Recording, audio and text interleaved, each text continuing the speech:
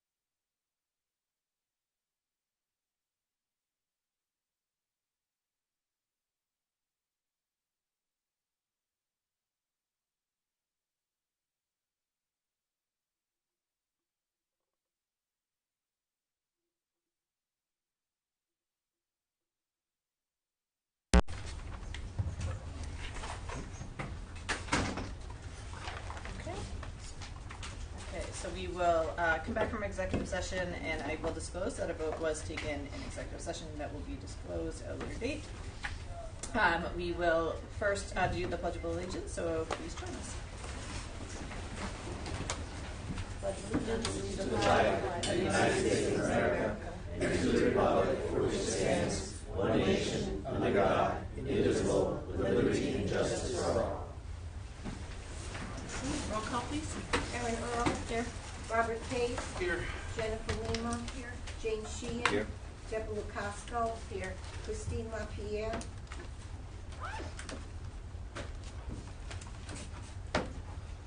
Thank you. And you graduated, so yeah, that's good. Good. Congratulations to them. Calendar, please. Okay, our next school committee is scheduled for August 20th, and that will be 7 p.m. here. And then Thursday, September 12th at 7 p.m. here in central office. We have one subcommittee meeting on the docket so far, the DEI subcommittee for Wednesday, August 21st, 5:30 here at central office. Okay, thank you. That brings us to presentations and recognitions, and so I will turn it over to Dr. Dupa. Thank you.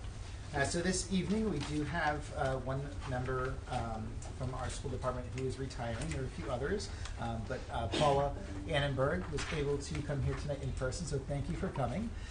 Paula works in the Office of Family Living, and she has been working here in North Kingstown for 21 years. She's a central member of the Office of Family Learning since she began work with the Parents as Teachers program. And I will say I remember when my oldest, who just graduated from high school and was a baby, participating in some of those things with Paula, and there was baby massage, and there was one on classes for new fathers. So as a resident, I took advantage of those programs, so thank you. In her 21 years with the school department, Paula has helped hundreds of North Kingstown children ages birth to 5 and their families. Her kindness and commitment to her work has been instrumental in helping families navigate the joys and challenges of raising young children and preparing them for school. Paula is a vital member of the team in the Office of Family Learning, and her generosity of time and her spirit of service to families is a daily inspiration to those who work with her. And your presence here in the school department for all that you've done and in the community will be greatly missed. So tonight we'd like to present you with a small token of our appreciation.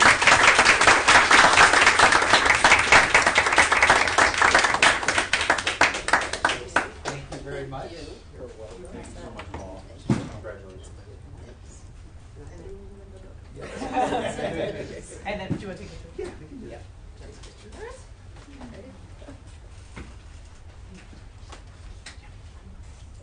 Okay.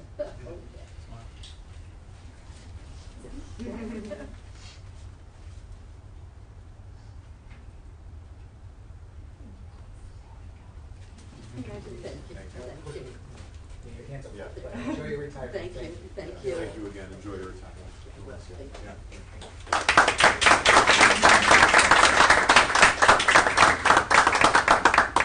As I'm sure you'd love to stay for the whole meeting, which is definitely going to be short. We also completely understand if you'd like to go and start your retirement. So thank you so much for coming. It's the right choice. Thank you again. Thank you. Thank you for your service. Thank you.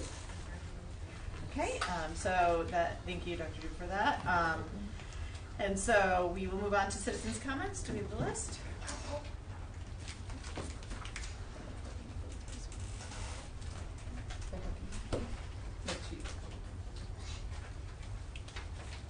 Thank you. Okay, and as a reminder, pursuant to policy BE, individual comments are respectfully requested to be limited to 5 minutes. And so we'll start with Kelly Harrington.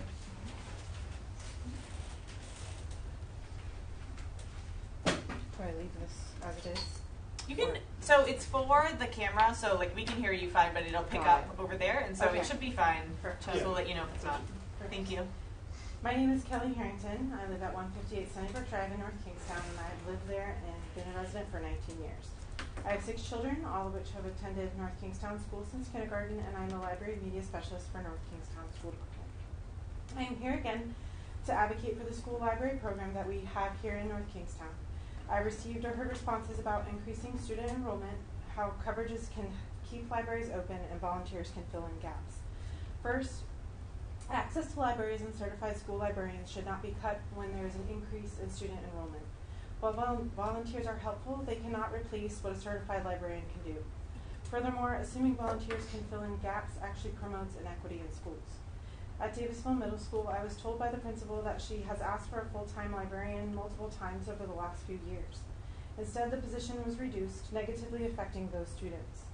Students need access to school libraries and school librarians. When future discussions occur, I hope the discussions include the school librarians at both the elementary and secondary levels, as we are the experts in the field. Other important questions to always be asking include, do all students across all schools have equal access to certified librarians? Are the school libraries equally funded by number of students? How much time do students at each school have to check out books? How much access do students have at each school to certified librarians? Just like all of the invaluable staff and faculty that do not provide direct instruction, to include school nurses, speech language pathologists, guidance counselors, and many more, certified school librarians are not only valuable when they're providing direct instruction. I'm going to read some excerpts from a recent April 2024 article by Tanya Otero Martinez titled Investing in School Libraries to Improve Literacy Outcomes. More than 50 years of research across more than 60 studies show that students with access to well-resourced school libraries with certified librarians consistently perform better academically and score higher on standardized assessments. While underserved students see even bigger gains from robust library services, they are less likely to have access to these resources. Meanwhile, information literacy is becoming increasingly important in an age of misinformation and disinformation.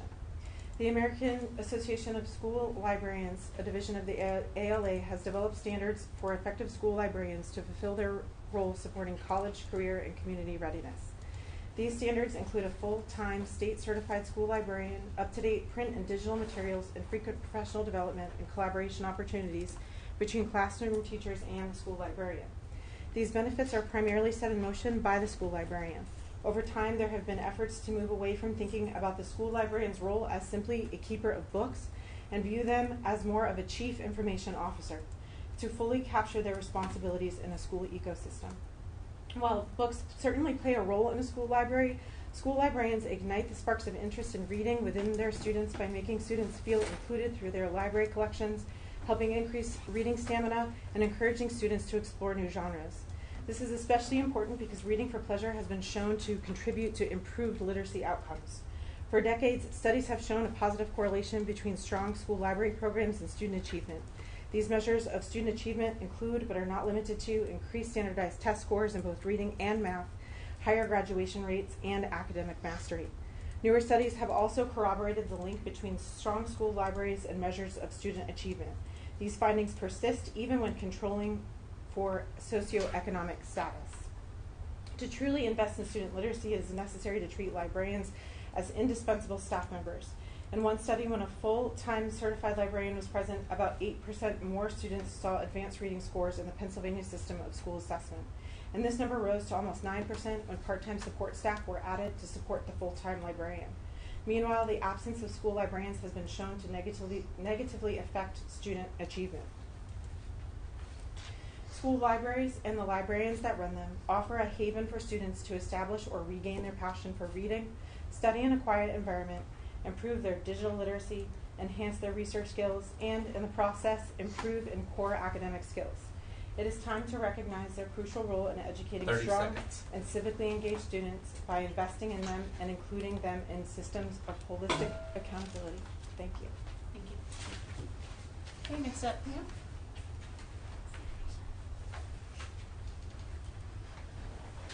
Pam Panero, 710 Slocum Road. I'm just going to be brief. I wanted to give a great shout out to WMS for having a great 8th grade promotion ceremony on Friday. I will say it's pretty stressful as a parent when it's outdoors, indoors, outdoors, indoors, but we did manage to get outdoors so all the families can come.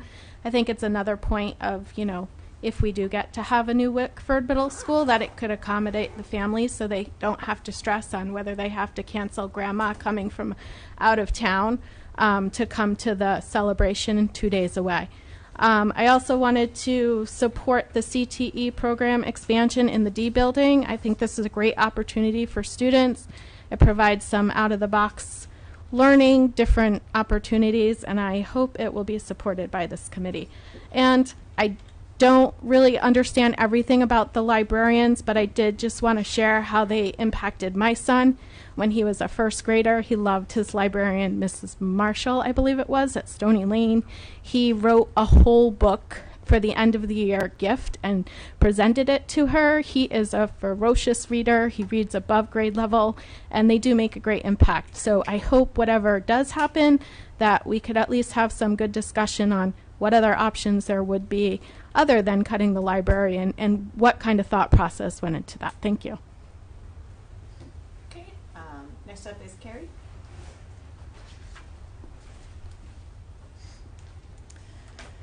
Hi, my name is Carrie Bard. I live at 34 Wildwood Court in Saunderstown. I'm the parent of a student at the North Kingstown High School and also 2 NKHS graduates.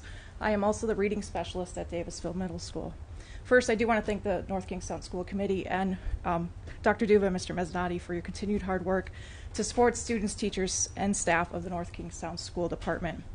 I'm here today to request a reconsideration of the elimination and redistribution of the library media specialist positions in the district. The library media specialists in all the schools of the district are critical to improving the literacy and critical literacy skills of our students.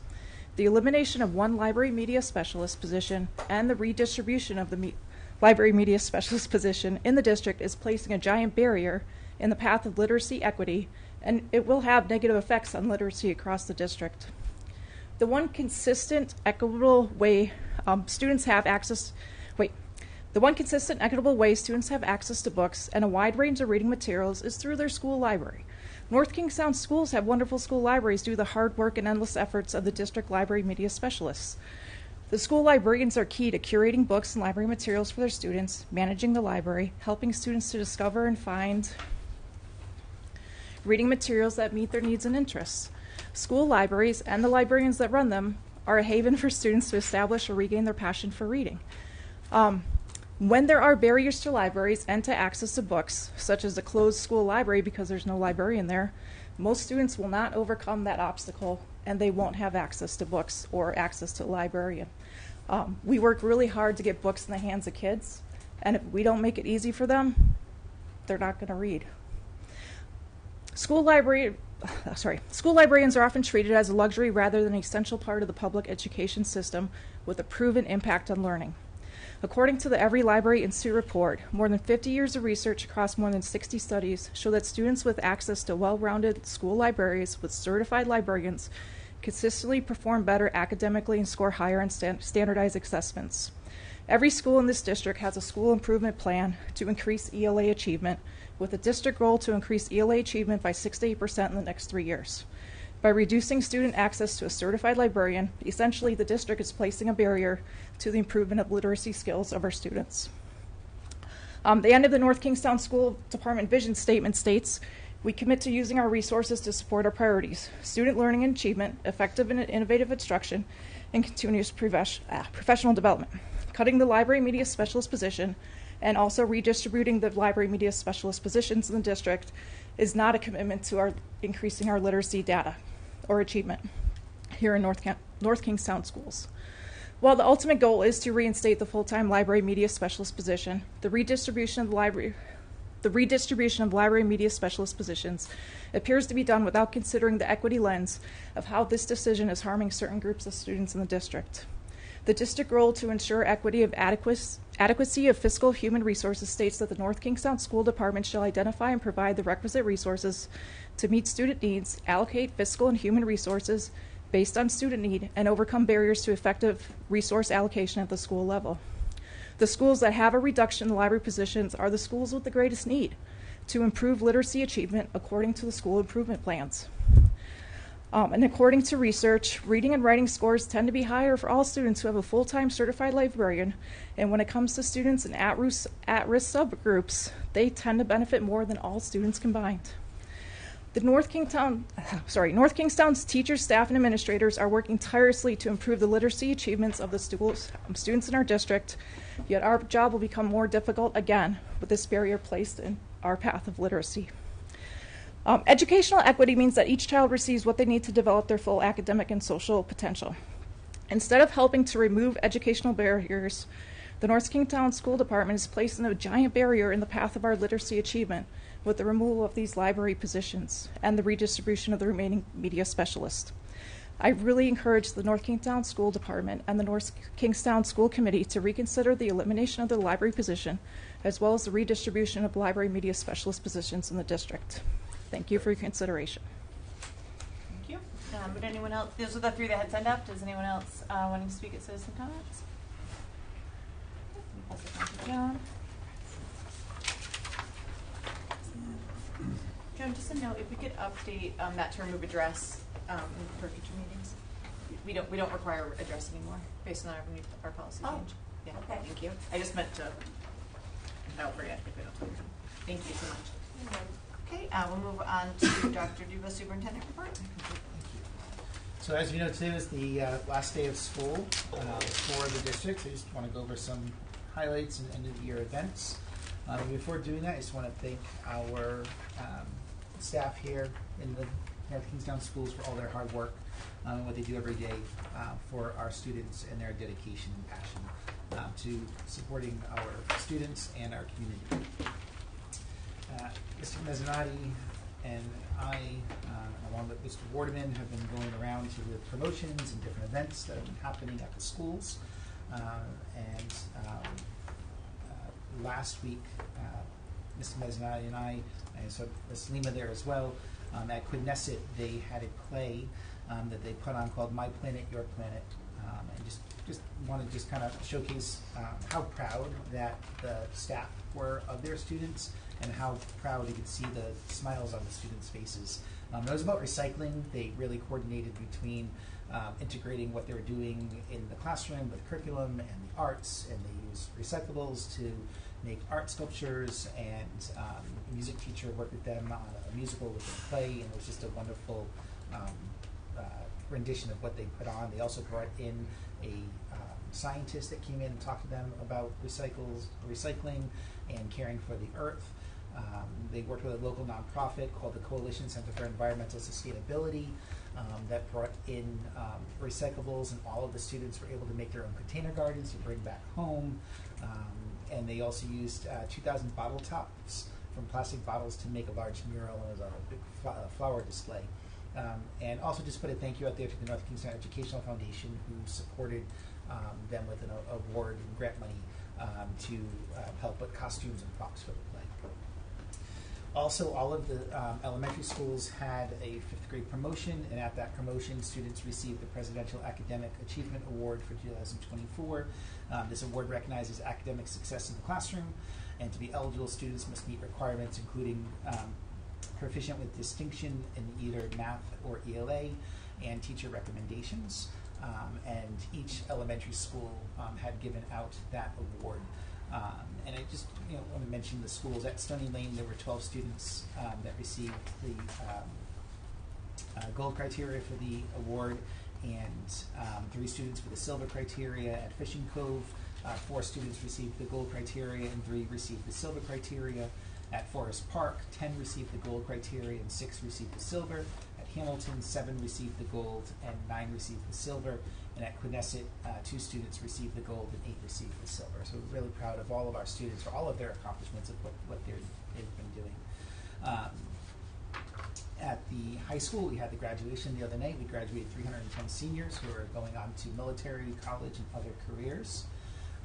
And lastly, I just want to note that the school department we received in the mail yesterday citations from senators and reps throughout the state. The school department was nominated for the 2024 Lead by Example Clean Energy Award, and that nomination went through as a result of the LED lighting projects that we've done throughout the district over the past. So that's another nice accomplishment for the school department. Okay, thank you. Any questions for Ken regarding the report? Okay, Congratulations to all the students, and I just echo your sentiments to the hardworking teachers and staff of the district. So thank you, Ken. Moving on to routine items. First item is to seal the minutes of the executive session, and as I mentioned earlier, I will disclose that we did take one vote in executive session today. Can I get a motion to seal the minutes from June 18th executive session? So moved. Second. Okay, all those in favor? Thank you. And then that brings us to our consent agenda. Before we make a motion for consent agenda, would anyone like to exempt anything from the consent agenda? I would please. Go ahead. D3, D9, D12. Oh, I'm going to use you D3, D9, D12. Actually, I did get it. Okay. Okay, 9, 12, 13, 17, and 19. Okay. Anyone else?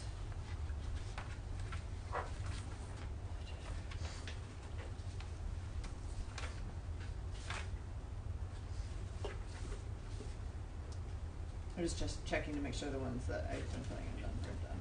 All right, I'm good. Anyone else? Okay. So, can I get a motion to approve the consent agenda with D3, 9, 12, 13, 17, and 19 taken out? So moved. Okay, can I get a second? Second. Okay, any discussion? Okay, hearing none, we'll call the question. All those in favor, please say aye. Aye. Okay. So then we'll go back to items that we removed, and we'll take them in order, unless, was there one that we want to take first? Do stuff? Okay, so I'd like to make a motion to move number 12 first, as we have staff and folks here. Okay. Wait, I just need to, we need to actually do that, yeah. All right, motion second, all in favor of moving it? Aye. Thank you. Okay, so we'll start with, now we need a motion for that one. Okay, so I'll make a motion to approve. Okay, can I get a second? Second.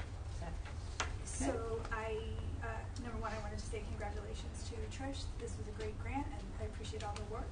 The one question that I had, or just wanted to confirm, is that initially when the grant was put through, it said we needed matching funds, but it looks like the paperwork says that that's not required.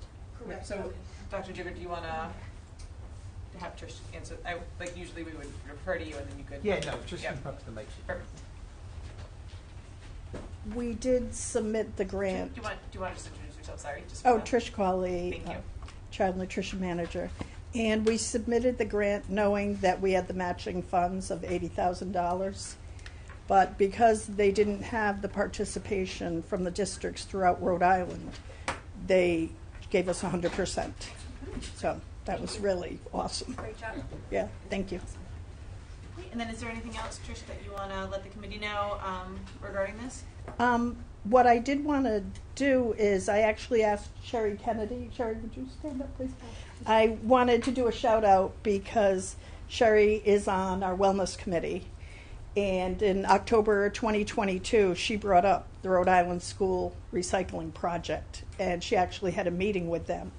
So when the grant came up, I knew right then, wait a minute, this is deja vu. And so the seed had been planted. And then, so she was the first person I called. And she got Holly Moran, the outdoor classroom coordinator from Forest Park, involved. And they just did a lot of the heavy lifting in the beginning. And then I was able to take what they did and roll it throughout the district. So thank you, Sherry. And can I just add to, there was actually a handful of students from the student council at Forest Park that also had brought it to me at the PTO meeting. And so I think it's just a great example that our kids have these great ideas and they just don't know, where to go with them, and that I think they need adults to go in there and sort of like help them figure out how to do it. So I feel like it was a district-wide really great thing that, happened at the elementary school. Proud dad over Sorry. here would noted his daughter is on that My student daughter. council. Oh, I was just for her. I wasn't. I knew that too, though, Jim. I'll be braggadocious. It is. And I will tell you, Absolutely. when Holly did, there's two girls, Cece Carlson, who's going into 5th, and Lua Martinique, who actually sat with her for several hours helping with the grant paperwork, which, for how young they are, I think is pretty impressive. That's all. Thank you, Sharon. Thank you.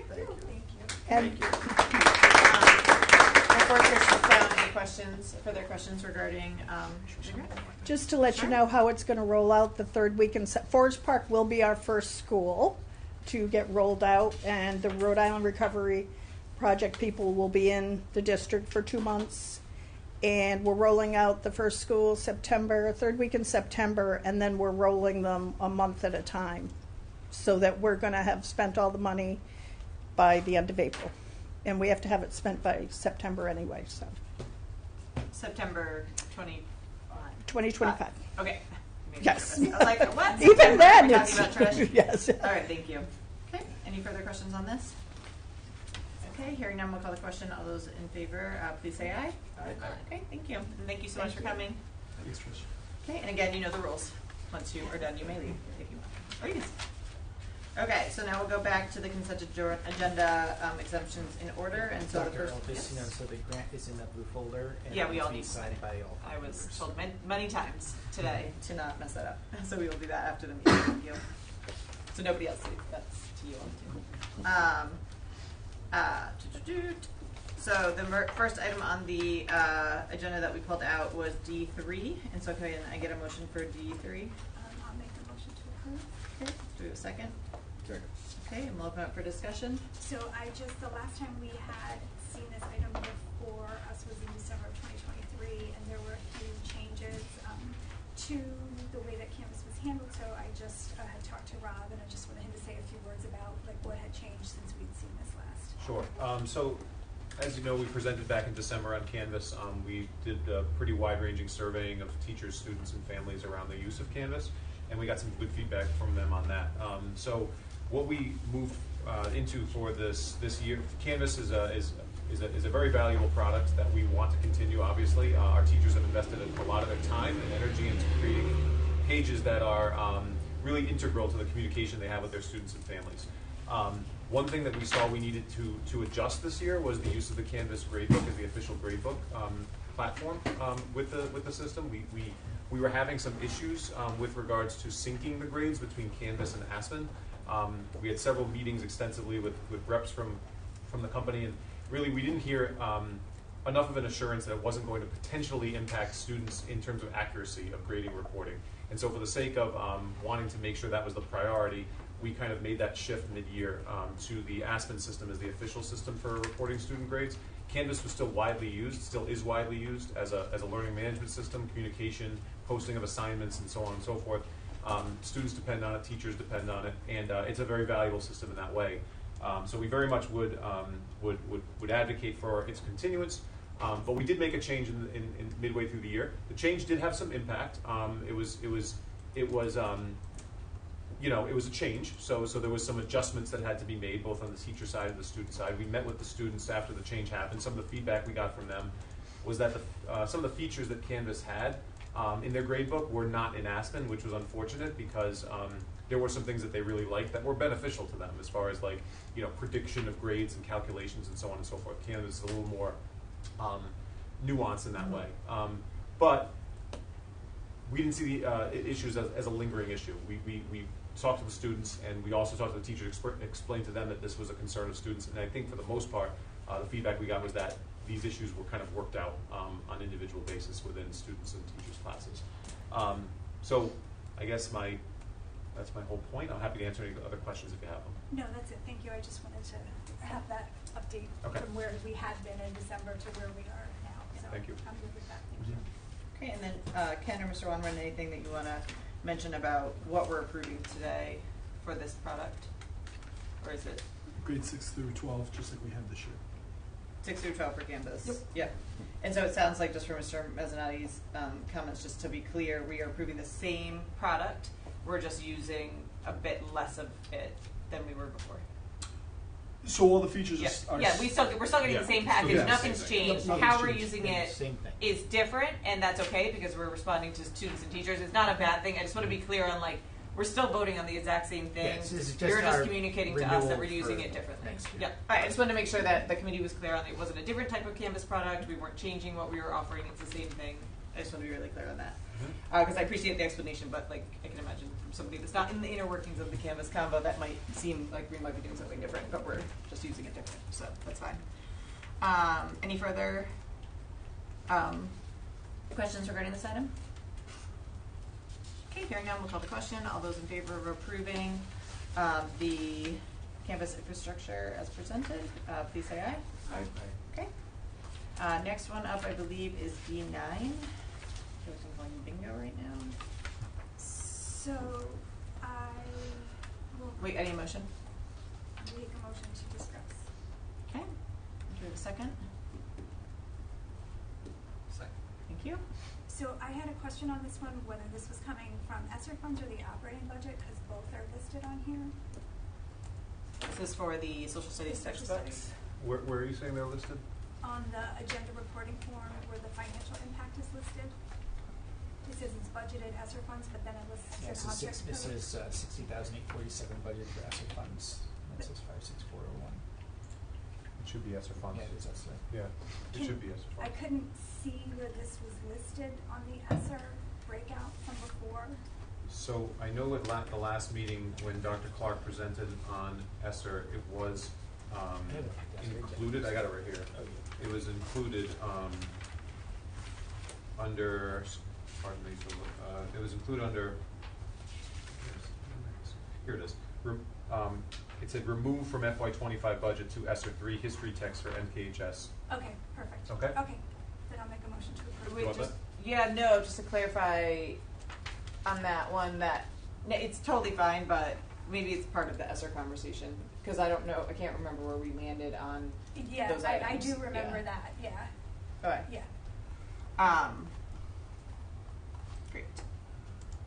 I just had one question on this one for the social studies textbooks. Just making sure that, and I assume this since it's a new product, that it's obviously up to date and also like is inclusive of the social studies teachings that we're providing our students. Yes. Okay, thank you. Okay, any other questions on this one? I do need a motion to approve because we actually are only on a motion to discuss. I'll make a motion to approve. Second. Okay, so a motion from Jen and a second from Jim. Any further discussion on this one? Okay, hearing none, we'll call the question. All those in favor? Aye. Okay, thank you. And then we did 12, so we'll do, I need a motion for D13, please. I will make a motion to approve, Second. Okay. but I had a question. The backup notes that it's to cover 10 facilities. Can you just advise what D- those 10 D facilities building as are? well. What's that? So, D building. The D building as well. Which one So, is the D building? I believe they call it the administration, because it's not this roof here. Okay, so that's the D building, okay. Do you think we could just get that document updated for transparency's sake? Like I am fine moving forward, but like that's confusing to folks thinking Yeah, that 'cause we might be updating a building that we don't own. It doesn't say administration building, that's where I was confused. Oh, It says North Kingstown School Department. Okay, I think that's what it was. I remember looking at it and asking the question, that was the D building, but I'm going through the Yeah. documents right now, looking for it. I thought it said administration. Yeah, if we could just, like, I'm fine with approving it, Yep. but I just want that spelled out. Yep. I can get that updated.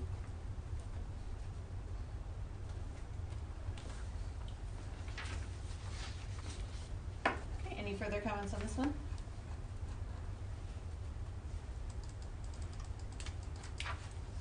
Okay, I just had one question, Mike, for me. For the roof maintenance and inspections, does this in any way impact timelines for HVAC, et cetera? No. Thank you. Okay, any further discussion? Okay, hearing none, we'll call the question. All those in favor, please say aye. Aye. Okay. And then we'll move on to D17. Can I get a motion for that one, please? I'll make a motion to discuss. Okay, do I have a second? Second. Okay, we'll open that one up. So, we had talked about this in December, and we had talked about doing work that would be covered by the amount that was remaining in the bond. And so it looks like the total amount of work exceeds that, and you've given us options for each of the 3 chunks, the chorus room, the photo lab, and then the 3 rooms. I guess my question is, is there a priority for the rooms to be, of the rooms to be completed? And the last time we had talked about, asking for a short-term plan for the rooms that could not be done? And is there a short-term plan to address those rooms? So as far as the priorities are listed in the memo, is a priority order. So the chorus room was identified as the top priority, followed by photography, followed by 300 ABC. I do know, and Shivali is here and can confirm it, that with the exception of the gymnasium in the weight room, most of the areas that are un-air conditioned, aside from the chorus room and the photography room, are not full-size classrooms. They're smaller office spaces, and I've seen emails go out if somebody's in an area that's on air conditioned, spaces that they can go to that are cool. Okay, so you're saying there's not a need for a short-term plan? Well, so there is no short-term plan, right? I know the high school was built back in 2001, and it took 20 years to get AC in there. So there's no shortcut to getting AC into these areas. There's just this is the path forward to getting cooling into those areas. I mean, there's fans that could be put in there, but that's just moving warm air. I don't want to misrepresent to say that that's going to cool. Okay, I just remember that there were teachers who spoke at citizens' comments at that meeting who were concerned that the rooms had been missed initially, and had asked whether there were alternate plans that could be identified, knowing that there wasn't enough money in the bond left to do all the areas. And we had hoped to see some type of intermediate plan to bridge the gap. There is not one that has been shared with me. When I go to the architects and say, how do we bring AC, these are the plans that they come up with. Okay, some of the areas we're talking about are in like offices off of the spine. There's no way unless you're running ductwork to get into these areas. So the photography lab, the chorus room, they have ceilings above. Room 300 has ceilings above. Some of the other spaces, I mean, the gymnasium has areas, but to cool a gymnasium, I mean. Yeah, no, I mean the gym, I know it's not. And same thing with the weight room. There's actually, when we were talking about it, there's a balance there because, and I don't visit the weight room all that often, so I know there's something where people don't want to be too cold while they're working out, you get chills and stiffness. So I know that the weight room regularly has doors open with fans running. So at the time that we had this conversation in December, it was felt that the amount left on the bond was going to be enough to cover chorus, photo, and those 3 rooms. Clearly that's not the case. With the type of system that had to go into the chorus room, as you can see from breaking it out, the chorus room was really what threw us way out of whack. Okay. Upon further investigation, there was the added need for insulated ductwork that they discovered that the ductwork that's there is not insulated. Okay. And that's the driver behind the increased or the more cost than anticipated? That was an added, so in addition to the type of system that's needed for the chorus room is different than the type of system that's needed for the other 2 areas.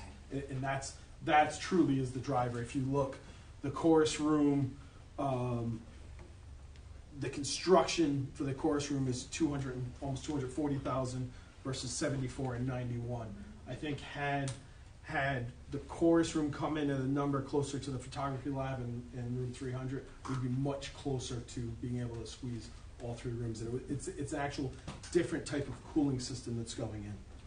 So if we said we want to utilize just the bond money or as close to the bond money as possible, we would need approximately $45,000 more just to do the chorus room. I'll trust your numbers and say yes. Okay. Yeah, I believe it was somewhere in that $45,000 to $50,000 range. Okay, that's all. Just out of curiosity, what's the difference with the chorus room versus the other rooms? It's a rooftop unit versus more like a, I don't want to call it a mini split because I don't want somebody to think you're going to see something on the wall. It's an actual rooftop unit that has to go on versus more like a heat pump type unit. I had a clarifying question. You said that the chorus room was the priority, and I'm trying to remember back December.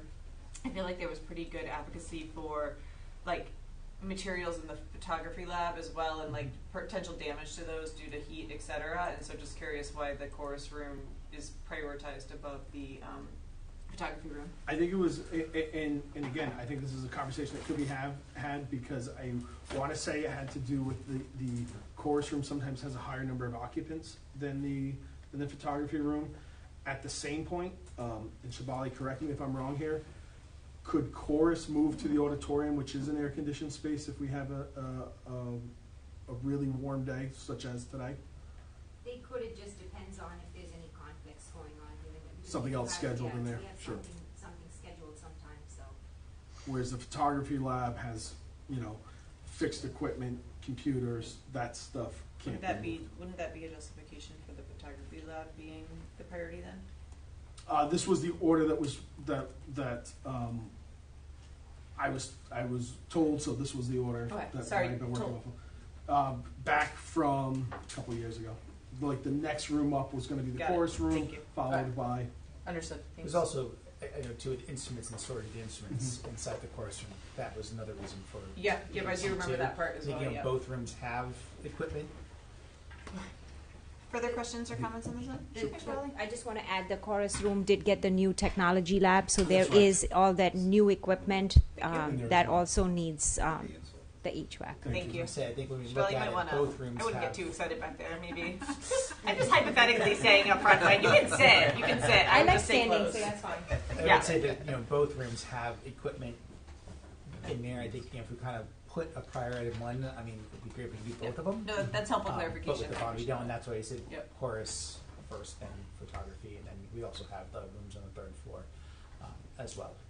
Okay, so just to clarify, the things that are in front of us right now is to take the remaining money from the 2018 bond, as stated in Mr. Waterman's memo to us of 327,006.9, to pay for the completion of the project, but then we also need to take an additional 210,751.91 from unassigned fund balance, correct? that is correct. And I believe maybe later in the packet, we have more information on the fund balance. Yes, you have it in front of you. The fund balance sheet should be in front of you as well. Sure, it Looks like was. this. Yeah, it was. It was. Sure, It just that's got piled up. Yep. Thank you.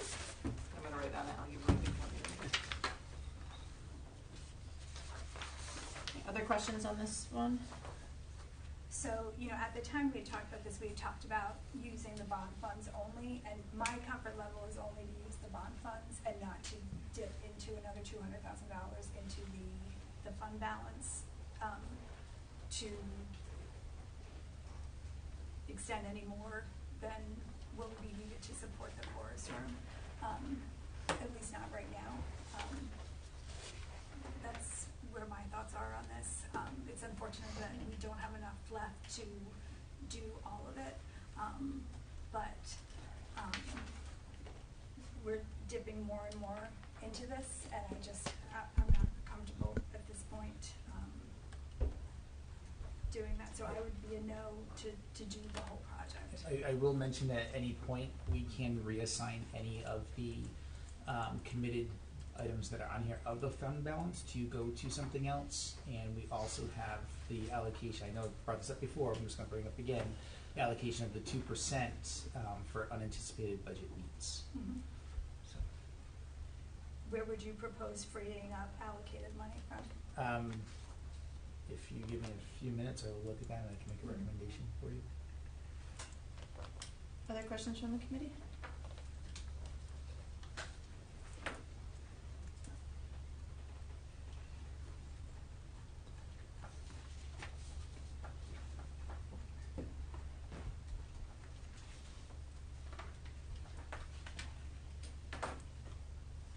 We'll have to see if there's enough votes to approve, or are we going to proceed? We'll have to with do it? that as for a moment, so Oh, I'm sorry. that was. I knew it was, yeah, okay. All right. Mike, while Ken's doing that, can you walk us through 19. what's, I don't copy that. yep.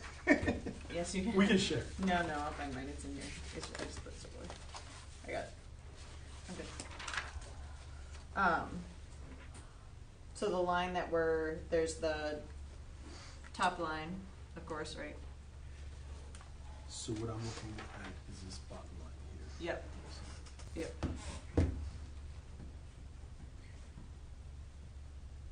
what I'm looking at, if in case you didn't hear, is the bottom line number, the one in bold, Yep. FY24 available unassigned, that's what I was referencing.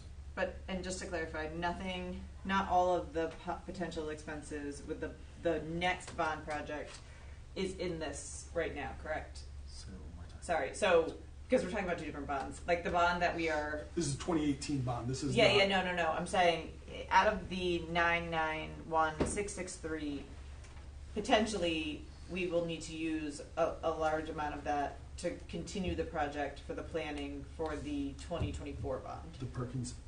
Yeah. Is that encumbered on this sheet or not encumbered on It's this sheet? not on the sheet, but I just wanted to. I'm sorry. Yeah, I wanted. What was that? Sorry, no, it was to Mike, but he can phone a friend. Yeah, the funding for Perkins, that's not on this sheet, is that? For the stage For two? the stage two. Yep. Nope, because the recommendation is for that, the stage two to come out of the unassigned fund balance that we have. Yeah, so I guess I just So it's was not looking on for. there yet. Yeah, I was just looking for clarification of like, so right now on the piece of paper we're looking at, it says 991,663, but like it's not really 991,663. No, you gotta take out 53 that we moved from last time, so it's minus 53,000. Yeah, and then potentially the rest of the project, right? Which was, So that would then be, What was it, it was 50,000? 379, take minus the 25. Right. So am I taking off 50,000? You just mentioned 50,000. 53,000. No, 53 comes up to, out of the 991,663. 53 comes We out. already, at our last meeting, agreed Yep. to move 53,000 to cover the two studies. Right? Previous to that, we also used 25,000. Which is already. That's already. Yeah. wait, that one is. And on that was there. 25,000 from the 379, which was the, right, it was 379. I put So that- 379 minus 25 is what's left. 354. So now I'm gonna take this Do you know number. how much is left? How much is left? 379 minus 25. What's the number? 350. I got it right here. 379 plus 25. So it's not, the more accurate number is 354,000, correct? Of what we have left Yeah. to allocate for Perkins. Yep. Okay, so then you have to take 991,663. I actually took 938, which was the 991 minus, minus the 53,000, so you get 938,663 So- minus that number. So we have 584,663 is a more accurate way to look at our unassigned fund balance. Okay, that's helpful, thank you. And then with this proposal, you're asking us to minus that by It was 210 change. 210,750.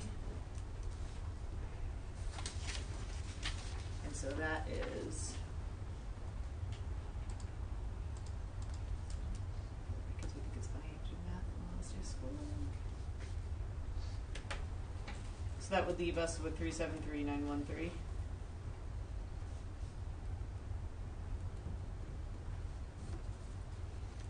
Okay, thank you. Does the additional money that the town returned, the withholding, does that affect the fund balance number? So it will. We won't know yet. Like, once the So- audit, like, we have to go through that process, right? To see We if do, have- but at our last meeting, we asked our director of finance to give us A where we think projection. we are, and so we do have a projection of the surplus, so there will be additional funds coming in. So we will have that. So this fund balance will be higher.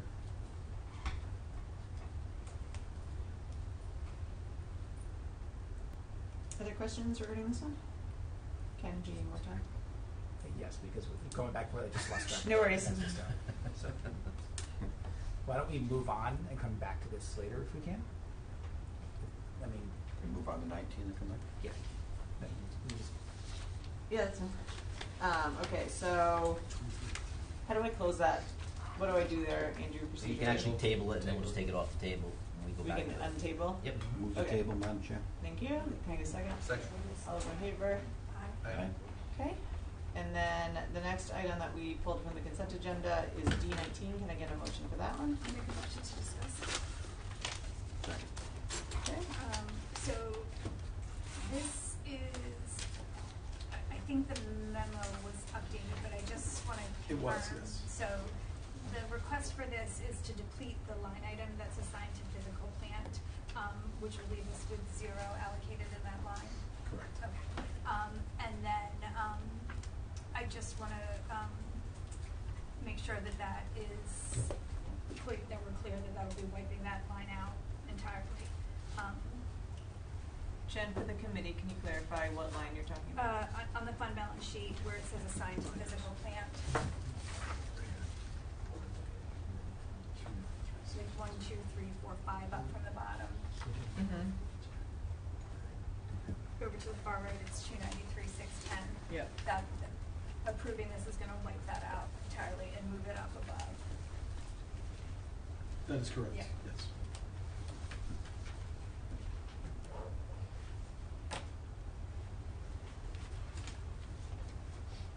Is there no money left in the facilities operating budgets? Like Not- for this FY '24, like all of those lines have been completely depleted? To my knowledge, yes, we had a number of unanticipated expenses earlier in the year. And Mike, would that line item be refreshed into the next year? So what would happen is once so I believe the superintendent next year, once the roles happen, and probably once everything's been audited, there'll be a unassigned fund balance that money can then be assigned. Reassigned. Yep. I mean, I would certainly advocate money to go there, as well as a few other places. Just to confirm, where this money is currently being held, this is the town capital account, so it would not be reallocated there because we don't currently have any money coming in from the town. Correct. So we may reallocate some To the to column our, right to the right, column yeah. right to the left up, right to the left. Mhm. We'll just say to the left of it.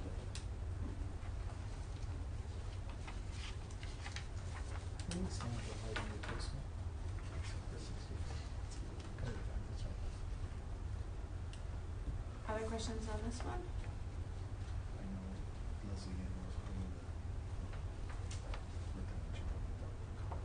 And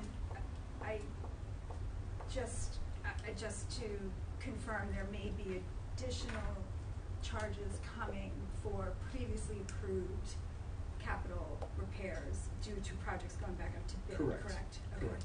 Okay, that may require additional money. Correct. Okay. Yep. Okay. Further discussion on this item? We're right now in a motion for discussion only, so we would need a motion to So approve. I'll make a motion to approve. Perfect. Okay.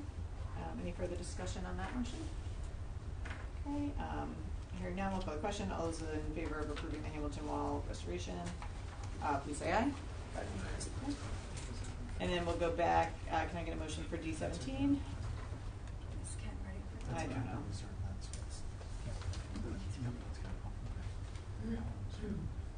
I need him for like the other ones. Like I can't, I just looked to see if I could like skip just anything else. So, I mean, I can make a recommendation. All right, let me just make a motion quick and then we'll go back. So can we get a motion for D17? I'll make a motion to discuss. Okay, can we get a second? Okay, Dr. Dewey? Yeah, so I'm just looking at areas where we either have assigned or previously committed where there are funds left over. So going through our first column, which is the general fund 5,000, there is 10,649 left in the 5-year capital plan for technology. There's 64,310 for anticipated lighting. There's $800 left for other capital needs. And then under the capital reserve fund, there's what is remaining is $41,881. I would not suggest touching the 15% line, which is there. I would only suggest the 19,900, which was the beginning audited number. That would give us a total of $95,659, which means we would have a remaining of $115,092.91 to come out of the unassigned portion of the fund balance. Can I ask a question about the 64,000? There had been a previously raised question about the needs for lighting for that for the tennis fund that we had approved. Has that been resolved? When you say resolved, what do you mean? We had allocated a certain A amount not of to money. exceed number, yes. Yeah, and then there was the 9,000 question range. of funding the balance of that out of it. Correct. Has that been? My understanding is that our electricity was coming in. We weren't going to need to tap into that because we were going to be over. So not even the initial 9? Correct. Okay, so this doesn't need to be touched at all for that? Correct. Okay. and we don't need to replace any lights this year? Or next year, fiscal year 25? No, the stadium lights and the tennis court lights would still be covered. Okay. Okay, other questions?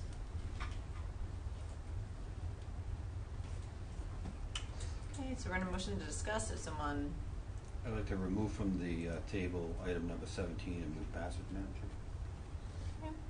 any second? Okay, further discussion? Mike, do you have a timeline on, like, moving forward? Is this something that we would anticipate? What would be the timeline for this project? This is, we're talking about the high school HVAC, so Mhm. this one we're going to move quickly on. We want to get it under contract by the end of June, because this is bonus eligible. So we would get under contract, and they would be working on it this summer. Any anticipated negative student impact? None. How long does a project like that take?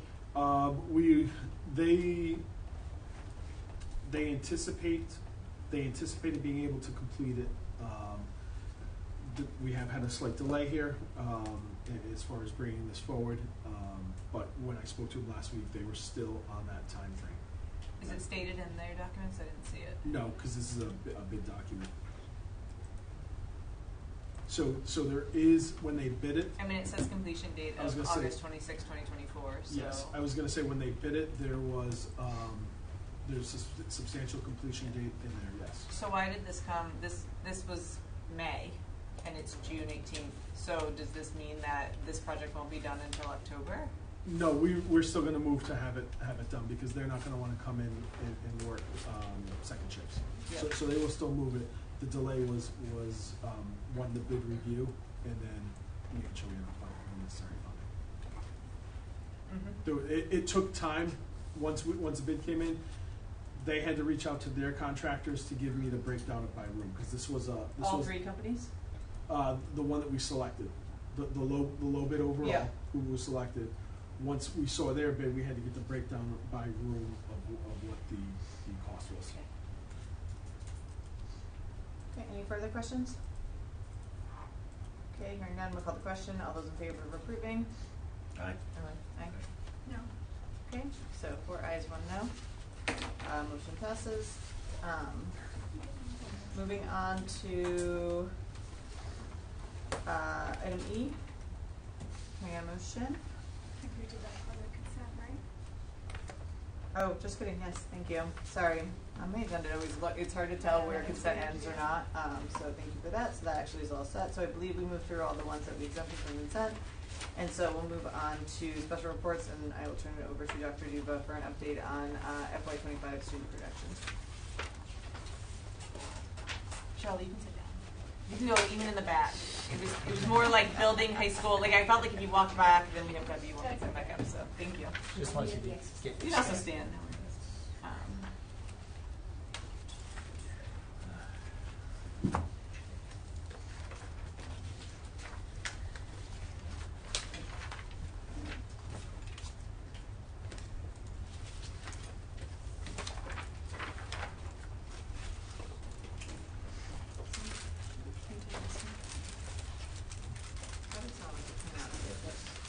We have this right here.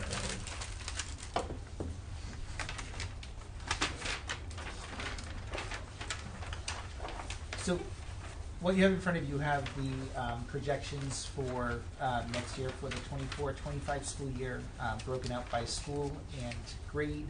I can explain the coloring that's on here that Joanne Robitaille, who is our data manager, who is also a registrant, keeps track of all of this data for us and then informs me as we go along with registrations and where we are with class caps and sizes.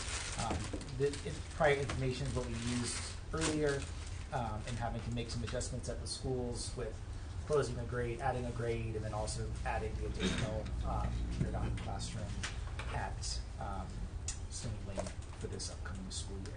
So if we look at Fishing Cove, any grade that's in orange means we're coming close to cap. You can see the very top row of this spreadsheet has what the maximum number of students is for each grade, each class, and then you have the number of students for that grade, the number of teachers we have, and then what the student-teacher ratio is for the classroom at that grade level at that school. So at Fishing Cove right now, kindergarten and grade 5, we're coming close to cap. Grade 1 and grade 4 is closed at this time. So any new families that might be moving into the district in that grade level, Joanne will work with the family along with transportation as well. It's really important that if we're telling them you need to go to a different school, we do provide transportation if they accept that. So we have to make sure too that the school they're going to, depending on where they're living, we're able to provide busing and make sure that works along with our transportation routes. Can just a clarifying question on that? Is that always our first choice? I know in the union contract there is a student overage rate. So do we go to that option first and then move students? And then a follow-up question on that is, do we move them back? So the first choice is not doing an overage because we have a cap for a reason for instructional best practices. We typically do that during the year or after a certain point if we have to do that, and usually we look at special circumstances of why they have to be in that stay in that building, and then your other question, do they come back? What we do is at the end of each year, so we have some, this year we have some voluntary transfers and involuntary transfers. We will go and say, okay, if you were supposed to be at Fishing Cove, but you had to go to Forest Park, looking at their space the following year, do you want to stay where you are, or do you want to go back? So we do work with the family. Sometimes we have students go back, or sometimes they stay. And then siblings stay together? We do our best to keep siblings together. Yes. Thank you. The underneath Fishing Cove in blue, so anything that is in blue, those are our special education programs, because we have to keep track of how many students are in the special education programs, and then we also have to make sure that we also count them into the regular classroom as well, because they need to be counted twice, so they are in both programs. At Fishing Cove, we are moving the clinical day program, elementary program, over to Fishing Cove, so you can see those numbers in that row of how many students at each grade will be in that program. The next school is Forest Park. I'm sorry, can you go back? Will that be its own classroom, or will they be in? So that is a specialized program. Okay. So we will have a classroom that they are with the special education teacher receiving their special education services, but they will also be included in the grade 1, 2, 3, whatever the grade level classroom they are in as well. Okay. And so those numbers are, when you look at it, those numbers are also counted into the class numbers. So where it says 35 kindergarten students, that's including the one from. Okay. And then the same with grade 1, grade 3, grade 4. Okay. At Forest Park, you can see that at Forest Park we closed a K and we added a first grade due to numbers. You can see at the K grade level in grade 1, we're okay right now. Same with grade 4 and grade 5. Grade 2 is closed at Forest Park, and grade 3 we're coming close to cap. Down below in the blue, we have the specialized programs, and I'm just looking. There's none listed at Forest Park. As there was a program, but it's being changed as far as like intensive resource versus being the LEAPS program. That change was made with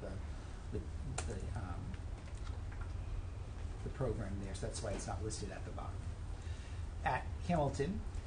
So wait, just to clarify, there's no more special program. So it's not being called LEAPS. They're changing it to a more of an intensive resource program. Yeah. So will students that were not, for lack of a better word, geographically assigned to Forest Park be being sent to Forest Park for a program? So I would need to talk back to Sandra about that. I know some of the students will still be there. Yeah. And so if it is that they need the intensive resource, and that is the model that's at Forest Park, then yes, they would stay at Forest Park. But no new students would be, well, for lack of a better word, sent to Forest Park? That depends. Yeah. Because if that is where those types of services are being located, we Yeah. may have a student that may need to go there. But maybe, can we get some clarification, because I think that to me is a special program, like, you know what I mean? So just understanding that a little bit better would be helpful. Sure. Thank you. Looking at Hamilton, you can see the population of Hamilton continues to grow there. That probably is the school that we have to look at closely. We did close a K to add a grade 1, and we closed a grade 2 to add a grade 3 based on numbers at that time. But you can see as registrations are coming in, the kindergarten classroom is at cap, that's now closed. There is space in grade 1. The grade 2 classroom is, the grade 2 is closed, that's at cap. We do have space in grade 3, grade 4, and grade 5 is closed. So Joanne has been working with families, some families that were at previous schools due to the cap size. They are continuing to stay at the school that they were at this current year. Hamilton does have they have the Next Steps program, which is being changed. Dr. Sina has been working with the teachers on the programs, and the name changed. So when you look at Compass, grades 1 through 2, and Compass grades 3 through 5, that is the current program that is at Forest Park. I'm sorry, at Hamilton. That is the Next Steps program. Can I ask a question at the end? Yeah. As far as space allocation at Hamilton, knowing that we're like very large in multiple grade levels, with the specialty program of Compass being there, do you know how many classrooms that program being there takes offline for the potential of? 2. Yep. Okay. Has it been considered, or could it be considered? And not that I want to move a program, but like as a consistent issue at that school, is that something that we might be able to look at for future of moving that to maybe a different school that doesn't have capacity We could issues? do that, but I know it's also been considered that the students there, the relationships they've made, and the consistency for them as well of keeping the program there. Yeah. So it has, but I know that there's that concern as well. Yeah. Yeah. That if you move that program, all those students have to move now as well. Yeah. And so for some of the students, they've been there, so now we're going to move them out of their school to go somewhere else, just to open up classroom. You know, so it's. Yeah, I you gotta understand. kinda I balance just that, know and with like it's- where our increases are coming, for where people are moving into, like that just maybe long term might be something to think about, or being able to phase out grades and or something. Like obviously we don't want to disrupt And we students. could do that, but I think that's going But- to, until we do some redistricting, then just moving them is going to cause another problem somewhere else. So we're kind of like taking something and putting a Band-Aid on it. I think what we need to do, and I mentioned this earlier, we really do need to look at some redistricting because of where we have space. As you can see there are schools that have more space. So we do need to look at redistricting for this district. I think that is what's going to help. It's not just moving the programs, because if we move the program, I think that's just going to create a problem in another school. Yeah. Without Thank you. really resolving what the problem is. So Quinnesset. So when you can see at Quinnesset has space in all of the every grade level, K through 5.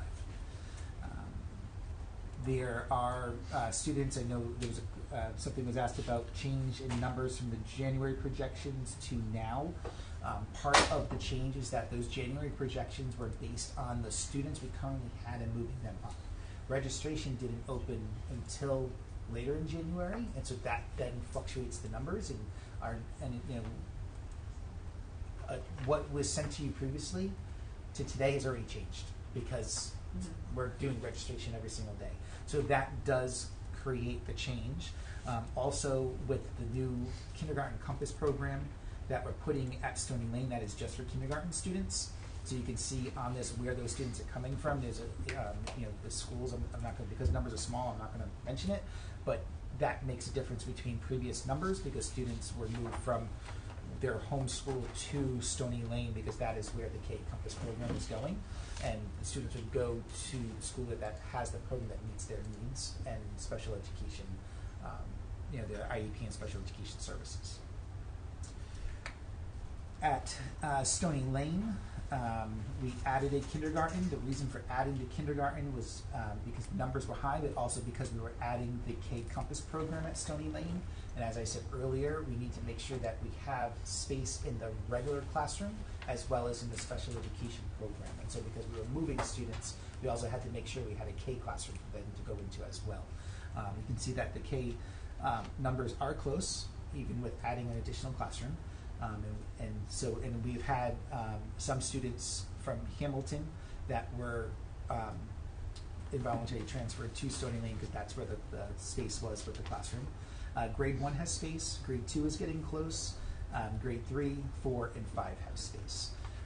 What's important to note is that across the district there is room, and so as new families come in, if the classroom, if we don't have space at their home school, we will have to do an involuntary transfer to one of the other schools that are close to them. And obviously we work with the family, we work with school personnel, we work with transportation on that. Just a clarifying question on that kindergarten. So we have 4 teachers for kindergarten. One of those teachers will have the 7 Compass students. So should we be taking, so when we take the number of total students and then divide, is that, the ratio is not 15. If you take a special kindergarten. I don't think, no, so. It would be more like Nope. 23? No, that's not correct. No. So we have 4 kindergarten classrooms that Yeah. are regular ed, Okay. and then we have the K Compass program. Okay. So there are 5 total, but Okay, you're thank not you. dividing the total number by 5, you're dividing the total number Yep, by the that's- 4 regular education classrooms. That's helpful. It's just, it was listed here, so I thought that 4 was that, but it's 4 plus 1. So Correct. the Compass program is down here. Yep. The K Compass program is down below. It shows that there will be 7 students. Yep. We're All right, projecting thank you. 7 students. Up on the side there for Stony Lane, what it's saying is just saying that 76 is going to I include. understand now. Thanks. So, I understand. I just want to make sure Yep. everyone understands that. And then now we go to middle school. So you can see at Davisville Middle School, looking at our current registrations, we are closed with grade 6.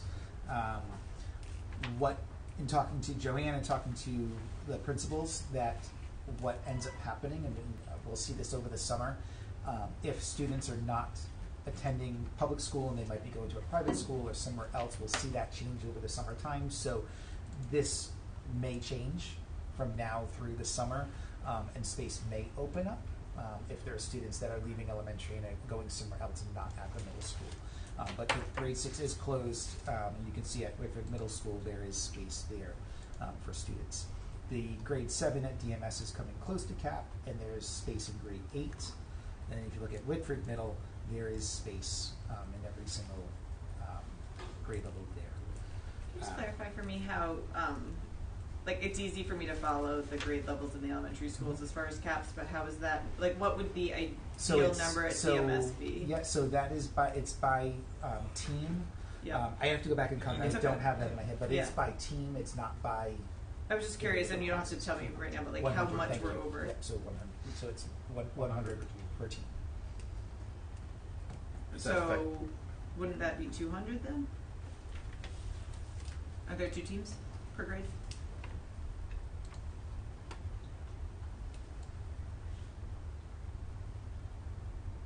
You can follow up. It's okay. Yeah, I will follow up Yeah. on that for you. Isn't there a max, is there a maxing contract for maximum number of students per teacher and per classroom? Yeah, that's. Isn't that the ceiling per se? I just can't do the math because the teachers aren't listed. Not listed. Like that's what I'm asking. Yeah. That's okay. We can follow. I would just like follow up on that just to see how far we're off and. Yeah, because there are at Davisville there are 2 teams per Yeah. each grade level. Right. So And I believe it's 28 in an individual class, but not 25 across your caseload. So if you had a 28, you'd have a 22 somewhere else. Yeah, it's like we can get. And then there may be some weighting going on too. Thank you.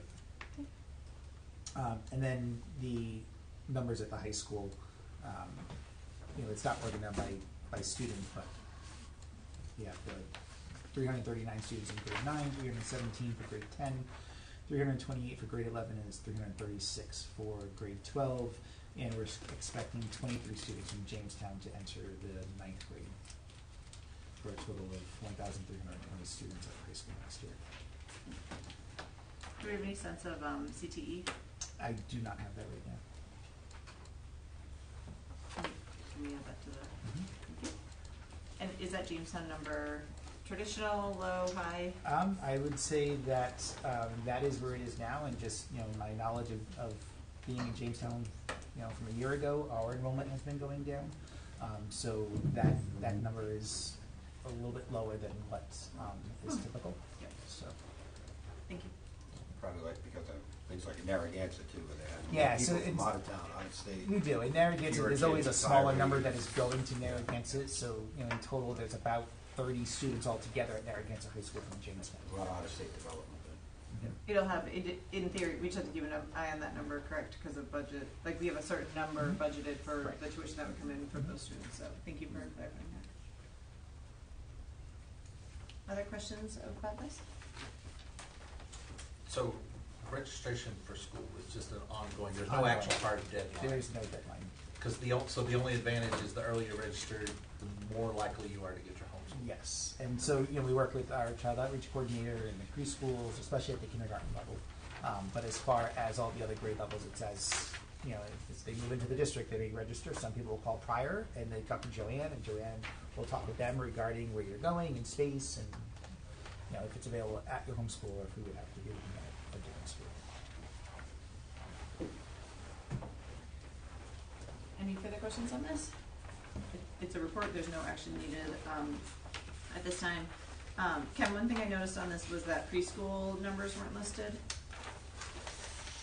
No, I can get that for you. Yep. Preschool is not on here. Yeah, that would be great, and then if we could get the differential between the special ed preschool versus peer numbers. I think that's what they call them, if I'm not Yeah, so the confused. typical peers versus students coming in Yep. for special education services. Thank you.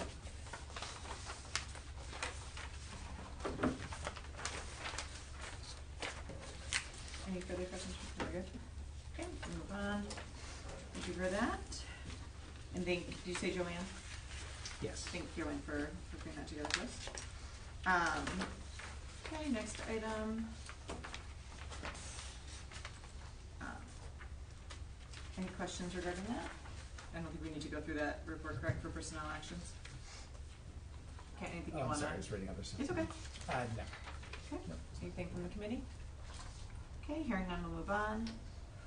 Next item is financial reports. So bank reconciliations and check registers. Again, no action needed, but any questions from the committee to Dr. Duba? Okay, and again, thank you to Leslie and team for putting those together and providing them to us. And then next on the agenda is advisory subcommittee reports. And so the first one is policy, so I will turn it over to Jen. The Policy Advisory Committee last met on June 5th and June 17th. At the June 5th meeting, we reviewed the use of school buildings and fields policy, again at the request of the superintendent. Based on discussions he had with the athletic director, we're recommending a change that will remove the rental of the press box as an option when renting the athletic stadium at the high school, unless it's specifically approved by those two individuals and with certain conditions agreed upon. This is in response to issues with damage and complaints from members of the community. We also discussed the policies around commercial advertising on North Kingstown School Department owned properties.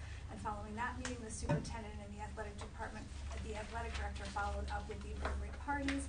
Note that it's not the booster club as was thought during the discussions during the meeting. We also had additional discussions on a potential district dress code and the pros and cons of various ways of approaching this subject. At the June 17th meeting, we reviewed the proposed hate-motivated behavior policy and the feedback received from the admin council on it. We discussed the concerns over how to ensure the educational purpose of this policy is the focus and how to tie behavior back to intent, as is the case in all harassment-based policies. We'll revisit the language in the policy using the state statutes on hate crimes as a guide. The inclement weather draft was reviewed, and the draft will be proposed to the Policy Advisory Committee after hearing back from RIDE as to their guidelines on weather. The draft for non-school sponsored field trips will be reviewed with administration and brought back to the Policy Advisory Committee one more time. The cultural appropriation policy was reviewed and will be on the next school committee agenda for a first read, and the dress code policy was not discussed as it's still being discussed at the administration level. There are several policies that we started reviewing this year that we need to revisit, including attendance boundaries, physical restraints, grading, and GCB and related policies. Our next meeting will take place on Monday, July 1st at 4:30 at the Central Administration Building. Thank you. Any comments or questions regarding that report? Okay, hearing none, we'll move on to the next one, which is the Temporary Advisory Committee on District Discipline. Mr. Keys? Yes, the Temporary Advisory Committee on District Discipline met on Thursday, June 6th here at the administration office. The committee reviewed CASEL and their info and data on using social emotional learning as a lever for equity and excellence. as well as other resources to guide the district in potentially creating a new discipline policy. The committee also reviewed and discussed research on restorative justice discipline methods and reviewed a model of such a program used by Chicago Public Schools. The district administration is still following up on the committee's request to review the non-identifying discipline data that had been initially provided for the equity audit. Any questions regarding that report? Okay, hearing none, we'll move on to unfinished business. Yeah, but we have this too. I know we have our own stuff here, so let's hit that one and then we'll go from there. Okay, so unfinished business, the first item is 24-25 school budget. So can we get a motion for that? Make a motion to discuss. Okay, can I get a second? Second. Okay, and then I will turn it over to Dr. Duba. Yes. At the last meeting, I was asked if I could provide to you what the cost would be for adding not adding, but reinstating another library media specialist into the budget. So what we provided to you is what we use as a basis for budgeting of hiring personnel, looking at the difference in hiring someone that might be a step 5 teacher, a step 7 teacher, and that's what you have in your packet.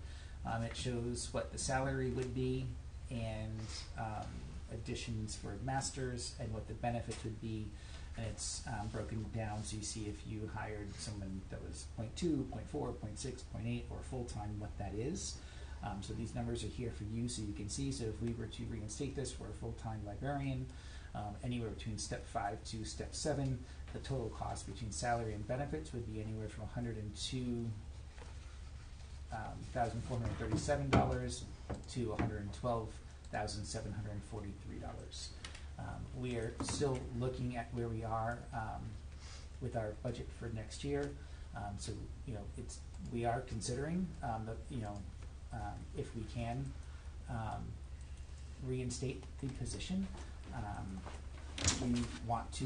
We had our job assignment at the last meeting. I said we want to wait until after we do the job assignment so that we can see what positions are going out there, looking at the positions that we have for hiring them, looking at how that impacts the budget, looking at where we are at our year end of this year, looking at the state aid, which has not been completely, that hasn't been approved yet. So it's sitting at the governor's desk right now for approval, and just seeing like where we stand with funds.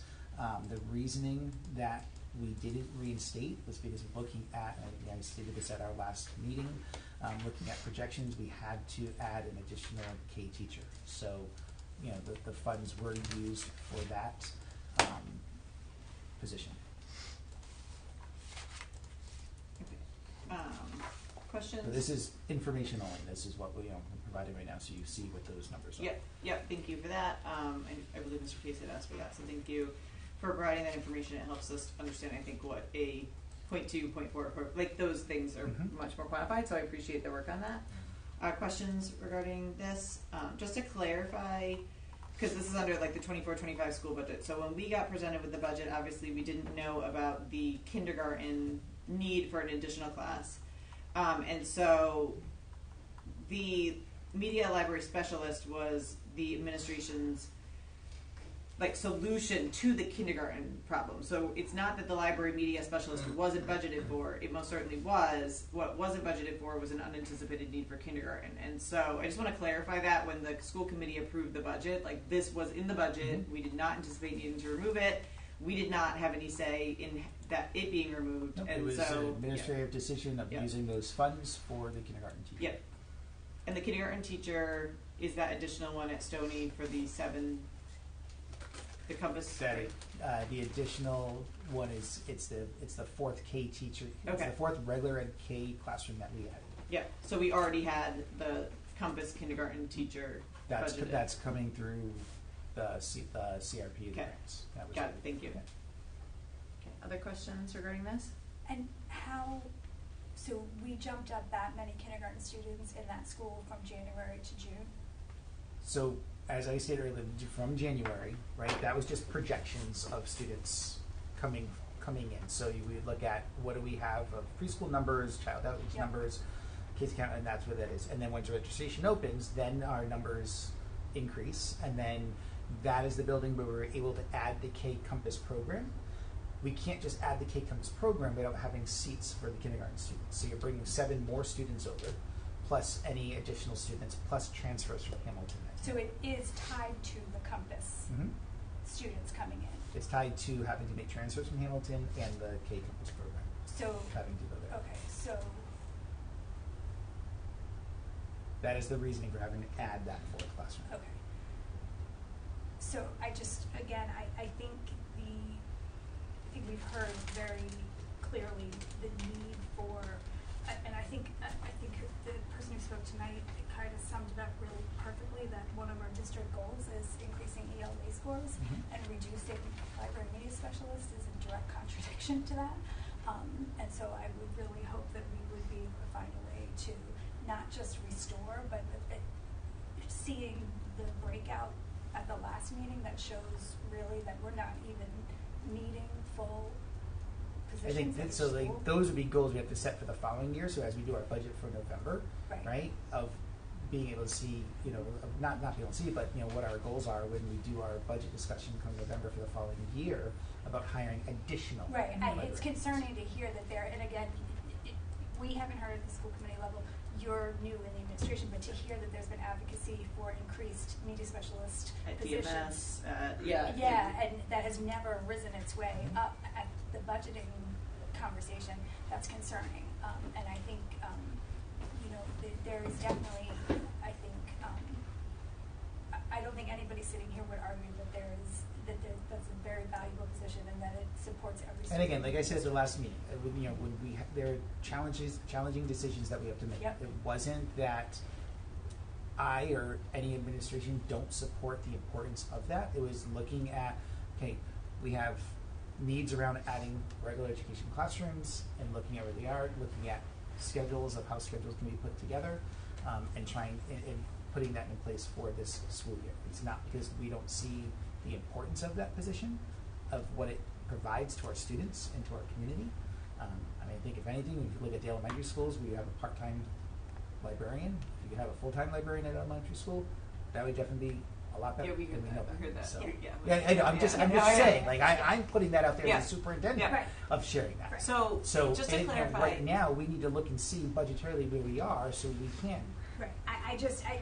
My biggest concern is like the plan to bridge the gap with parent volunteers is not tenable to me. Like I don't think that's realistic to expect that we can take a position that was staffed and expect parents in our district to fill that gap.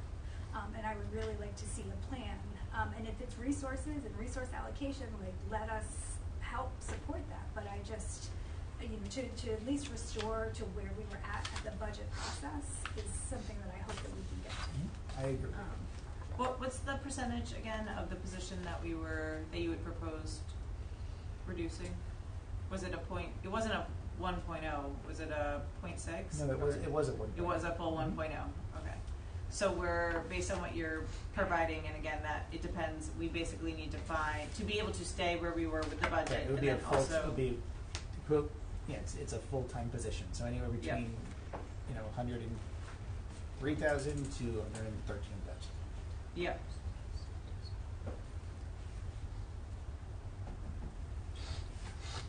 Okay. And so what is the next step in your opinion, Ken? So as I said earlier, the next step is we need to look at where we are with hiring of other positions that we have right now, looking at where our state aid is going to be once it's approved, looking at where we are at the end of this year with our, we're anticipating a surplus. And then once we know that, we can say, okay, here's where those funds can come from, and here's a recommendation. So fund a salary with a surplus, though. No, you can fund other things. No, but we can shift other stuff around. Yep. You could buy paper and then shift those lines. There's options. Yeah. If that is the case, but we need to make sure because we've heard. I remember in years past there is a surplus and then there wasn't a surplus. I think until it all shakes out, I don't like to until the auditor says here is your number. I don't like to anticipate that because we did hear a lot of and no one's fault, but we did hear contradictory information on that last year on what that number might be and where we might land. because until all the POs are paid out and all the things are rectified, like, you really don't know. I think for me, like, I totally understand the bind, but I do believe that, you know, the information that we were provided and hearing that, like, there was actually requests, like Jen said, that we never So heard I will about. say Like, those requests yeah. weren't No, brought we to me know. this year. Yeah, but those prior, and just like, I think the data for me was concerning about, you know, what we should be doing as far as hours, availability to students, et cetera. You know, if it is the case that the state aid number, the shifting in salaries of having folks retire at higher, you know, like some folks might retire at a higher step and then we hire lower, all of that works out. A difference as well. If it's still the case that we need to find, for lack of a better number, like 111,000, that's the high number, right? Like, I would like us to consider other ways to get there other than eliminating this, and I am getting concerned that it's not going to be posted in, like, the fair things, because as other districts are hiring folks, et cetera, like, that is a concern for me timeline. So I would, if we do indeed need to find $112,000 in the budget, like, I would like us to consider, or at least have options to consider in ways to do that, because I am concerned about the data provided about the library specialists. And I know it's tricky, but other. How concerned are you about this for the reaccreditation of the high school? So we did talk yeah. about that. I think it was an average number of students per librarian. The accreditation at the high school is tied to students' access to services, library services, and again, I feel like we can use that still with the position that we have. Sorry, but obviously it would be ideal to, you know, have more. Any further comments or questions on this one? Yeah, I have a question. With the money that the town council just reallocated to us, can that money be used for any of this? That's this fiscal year. That's what? I believe that money is from this fiscal year. So it might go into play with the surplus conversation, but Right. not. We'd have It's to not look like at- additional money we'd in have to next year's look at operating budget. Other areas within the budget. So, for example, you know, within our fund balance, we put a lot towards capital or facilities or technology, and so it might be an adjustment we make somewhere else in the operating budget to use the fund balance, and then we can shift from the operating to salary.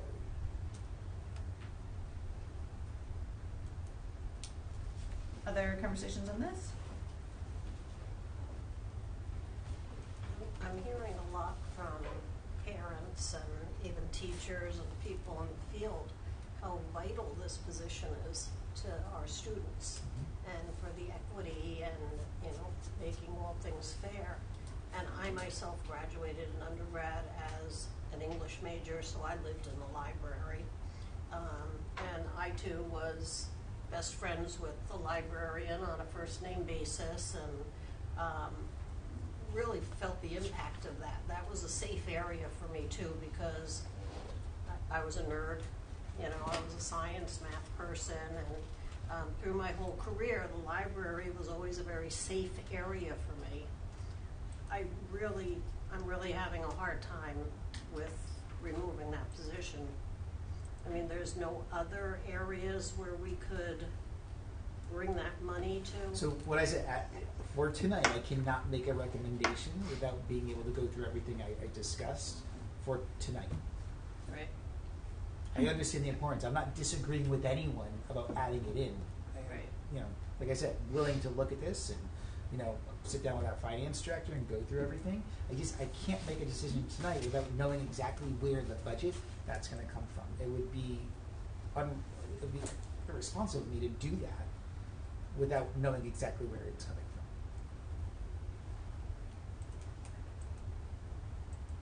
And when do you anticipate having all the information you need? I would say that Just probably ballpark. like mid-July, once we kind of get a better idea of where we are with everything.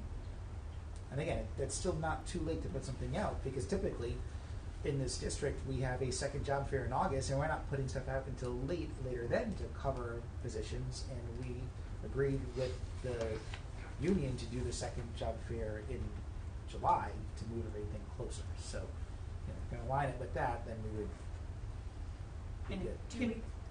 I'm sorry, I was just gonna say, and just going back to like the original problem, which is the kindergarten position, there's no room to reallocate kindergartners to other schools so that you don't have to add a fourth kindergarten. I think then we'd be coming close with our kindergarten numbers if we do that. And registration's not closed. Mm-hmm. So I would not recommend it. In transportation, And again, then transportation would become an issue, like how many people that you are moving, and then if we can't transport and you have to use statewide, then that's additional costly statewide. So we've got to be careful at doing that. Did we not know we had to add a kindergarten by bringing the Compass kindergarten over? So no, we did not. We did not know that at budget time, and the Compass program we didn't know about at budget time either, because needs of kids change, and so there's fluidity when you're thinking about special education program as well, of needs of students that are coming up from through the early childhood program as well, and making decisions at IEP meetings. So no, that was not known at budget time. But I mean, moving that program to the elementary school, we knew that was happening, correct? No, that's a different. You're thinking of the CDP program, the clinical day program. Okay. This is the Fish and Go program is separate from. And that's always been there? Nope. No. So what we did was we moved the clinical day program at DA. Yep. We moved over to Fish and Grove. Yes. Okay. The Compass program is a new program. Right. That was It's due after to need. budget. It's due to It's need. due to student need. Yeah. So there's no That's what I'm opportunity. asking. Right. Yeah. We didn't know that. So at budget time we didn't know that. We didn't know that existed? That we were gonna have 7 That we were incoming gonna need to kindergartners put that that had this high program, level of need, That's a new program. Okay. based on student need. Gotcha. Individual, That- like this okay. cohort's student need is what I understand. Yes. Do we not have any opportunities in the, I believe, if I remember correctly from Rachel's presentation, there was increased money that came in through that budget line that she presented, maybe it was Through the last meeting. grants. Yeah. No, that's where she added other specialized programs. Yeah. and But could it special be education allocated to a teachers. salary? So it could be allocated, but it would have to be allocated to a special salary for special education services, and then you would have to, within the operating budget, you'd have to make a change. Yeah. But I don't think we have any additional funds right now to do that. Yeah, because I remember things like buying a lot of iPads. Like there were things in there that seemed like nice to haves, but maybe some Well, but also too, I wouldn't opportunities. say those were things that were necessary for students' needs and services. Yeah. I wouldn't say there's anything that's in there that's a nice to have. Yep. She's very careful of what she's putting in Yeah. there, and those were based on needs. It was that- 200,000 additional dollars, though, right? I don't remember the Or- exact it- numbers, but- but yeah. I would be careful at making a change. Yeah. No, I was just trying to be creative on thinking of So- ways that yeah. we could cover this without having to lose a district employee position. Clearly, we don't have the answers right Yeah. now. Perhaps we can just ask the superintendent, assistant superintendent, to come up with some options once you know what the numbers are, and then we can proceed at a later meeting, put it on the agenda, and address it again to try to firmly move in that direction, which seems to be the consensus. Yes. My last question is there any concern with the timeline being mid-July that we may lose some of our existing staff? I don't know. I certainly hope we would not. This be a Because- retiree. I know. Right. So we don't have somebody in media specialist without a job, correct? No, Our everyone positions, has are they a not? everyone has a job, and I don't know if people are going to look to go elsewhere. I mean, I would hope not, because that's an increasing need that's going to then a hiring of having to fill more positions. I didn't know if you were getting at, is there somebody who's laid off, a media No, specialist I'm who's laid talking off? about just the general unrest over the situation. Any further comments on this? And so it sounds like we'll get an update from Dr. Duva, and then if it is the case with the funding, that will, as we're asking for alternative options. Thank you. Moving on to the next item, 2023-24 budget. Can I get a motion for this one? Move approval? Discuss or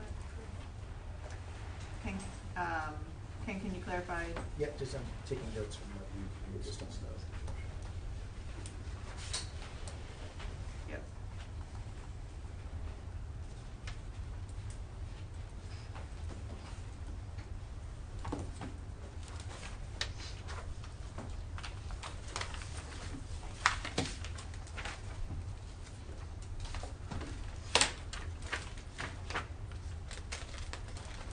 So Just, when do we need approval or just discussion on this one? for this one, this is just discussion. All right, can I get a motion to discuss? So moved. Second. Okay. Yep. So when the audit was completed, they did not have the portion of CFA, the SEFA, which is the scheduling of. So I just want to make sure I'm saying this correctly.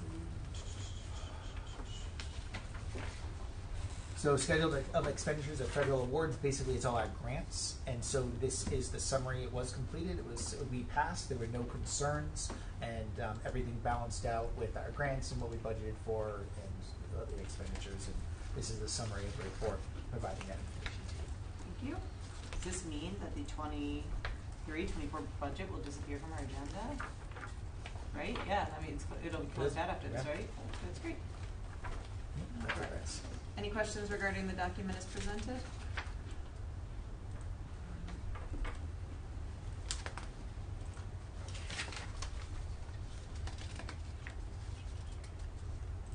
Hearing none, we'll move on to the next item. Can we come just a 5-minute recess before we go into this? Sure. Do we have a second for that? Second. Okay, all those who approve? Okay, 5-minute recess. We'll come back at 9.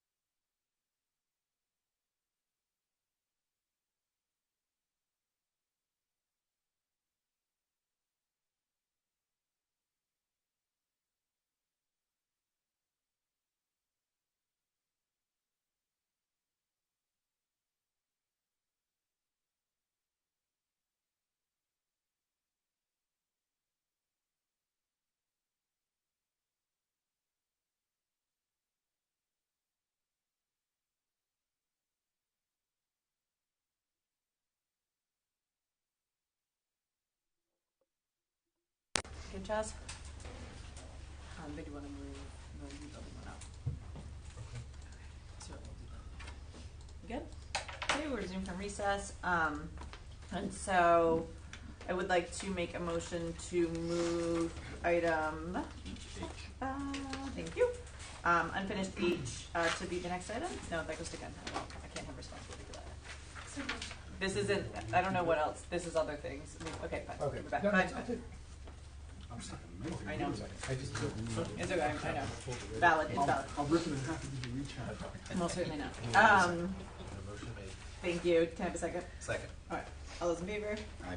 Okay. And so we'll go to that item next, which is the debuilding. And so we'll turn it over to Dr. Diva and Co. Thank you. So tonight we're providing an update to you regarding the machinist CTE program and the use of the D-building. So I am going to turn it over to Ms. Finkelstein and Mr. Powell and to Willie, I'm sorry, I don't know your last name, and to Willie Barber, who's the rep from EB. Welcome. Thank you. Okay, so just want to introduce Willie. Thank you very much for being here and being patient. I know he's not off tomorrow like us, but he's here. So thank you very much. He's at some point in the presentation, Willie will talk a little bit about our partnership and where we currently stand with our current students and kind of sort of where we are going from there. So just I'm going to start, but I'm going to give it to Rick pretty soon because he's the mastermind who we have depended on as we've gone back and forth with the plans. So as of today, as I said in the last meeting, we do have $250,000 of approved fund in partnership with the electric board. So we kind of plan to start with that. So we are going to share with you a 3-year vision of how we are going to transition from how that program is being run right now, which is in 10th grade students take the class with North Kingstown, and then in 11th and 12th grade they're going to CCRI. So this plan will, we kind of created a plan where we're transitioning 11th graders into North Kingstown, and then the following year 12th graders would go there. So it's going to be a slow process, and the way we are going to set up the machinery is going to kind of help us with that transition. Wanted to give you guys an accurate enrollment number by grade level. Again, enrollment numbers change frequently, so just want to let you know this is our current enrollment and none of them are out of district right now. And one other thing to point out is, again, with our official approval as a RIDE CTE program, that did not come until late fall, early winter, which was after our CTE open house.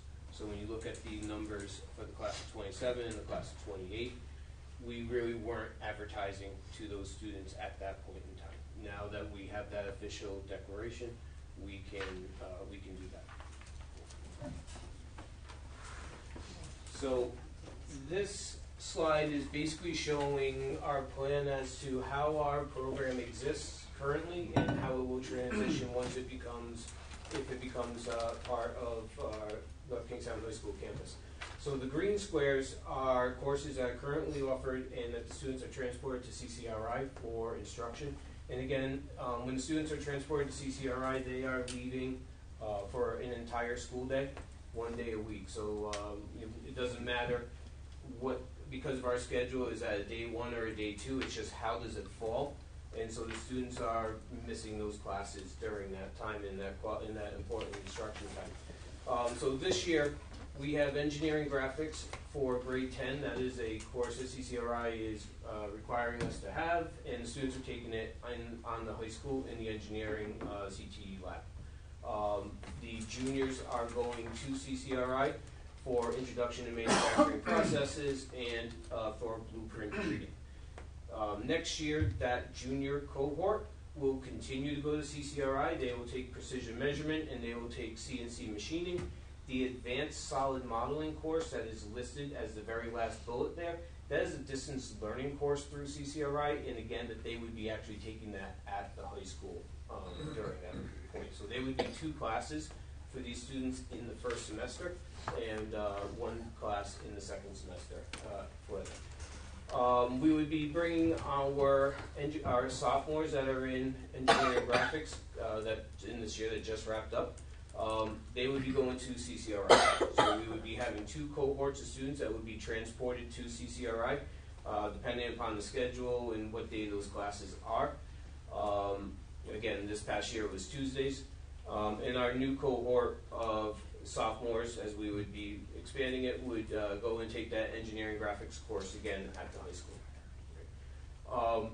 From this point, if we have the D building, all right, and we are transitioning the D building into our own machining facility, you can start seeing that the grid is going from green and yellow, more predominantly green, to more yellow. We're staying on campus. That sophomore cohort next year would stay at North Kingstown, and they would never go to CCRI as part of this program. We would have the juniors next year finish off at CCRI. Part of it is instruction, okay, with the schedule that they're on, and the other part of it is also timeline of construction, implementation, and purchase of equipment. So the plan is, again, to transition fully on our campus, but to also expand it to the number of courses that we're offering it, to be able to offer it to grade 9 students based upon what is being instructed at CCRI compared to what we can offer. All right? And that's also going to be able to benefit us, especially with out-of-district students. So this next slide is a plan of what the D building would look like during this construction process. The blue that is up on top, that would be our computer lab. So as part of this construction project at the D building, we would house a computer lab for our 12 to 14 students that would be able for students to do their engineering graphics and their advanced solid modeling and all those courses. That would be the grade 10 class, okay? It would also be used in the other classes as well, but predominantly it's in the grade 10 class. That's where it's really concentrated. The green square next to it, that would be our manual milling, machining room. That would house manual mills and manual lathes for the students. So that would be the classroom that would predominantly be used for the junior year. Okay, so when the next slide, I'm going to show you the timeline. But what the timeline is basically going to be looking at is that blue and that green square is what we would be focusing on in year 1. Okay? The orange square down on the bottom, that would be the CNC machining room. That would be the room that the students would be using predominantly as seniors. So again, our students, we would be sending them to CCRI to finish through their cohort. So we wouldn't need that until the following year. So that would actually give us a little bit of time to help facilitate the purchase of the equipment on that. Right? And that, again, would house 2 CNC milling machines and 2 CNC lathes. The yellow room, that is the current utility room at the D building. As part of this, we would be looking at a new furnace, converting from oil to gas, but it also, that's where the electric is, and it's also where we would be housing the compressor that would be needed to supply the clean air to the machines. So when we look at the timeline, we're kind of looking at this in goals. You know, how can we get this ready in stages for the students? All right. Next year would be predominantly just a preparation year to get it ready for the 25-26 year. We would be replacing that furnace and going to gas fuel. We would be doing some of the electrical. We would be bringing in the HVAC to get it up to the post-COVID air quality standards. But we would also be converting the spaces for that computer lab and that manual milling room. In the next year, we would be getting into the CNC classroom. We would be developing that with the machines. The students wouldn't be using that room in that year. It would be in the preparation for the following year. Okay? And so what we are what we would be looking at is get the minimum number of machines that we need in that year to be able to give instruction, and then in the following year, expand upon that, double that machine to get more equipment for the more students that we have, you know, a more of a smaller ratio of students to equipment. So how would we do it? And I do need to point out there was a typo in the agenda item.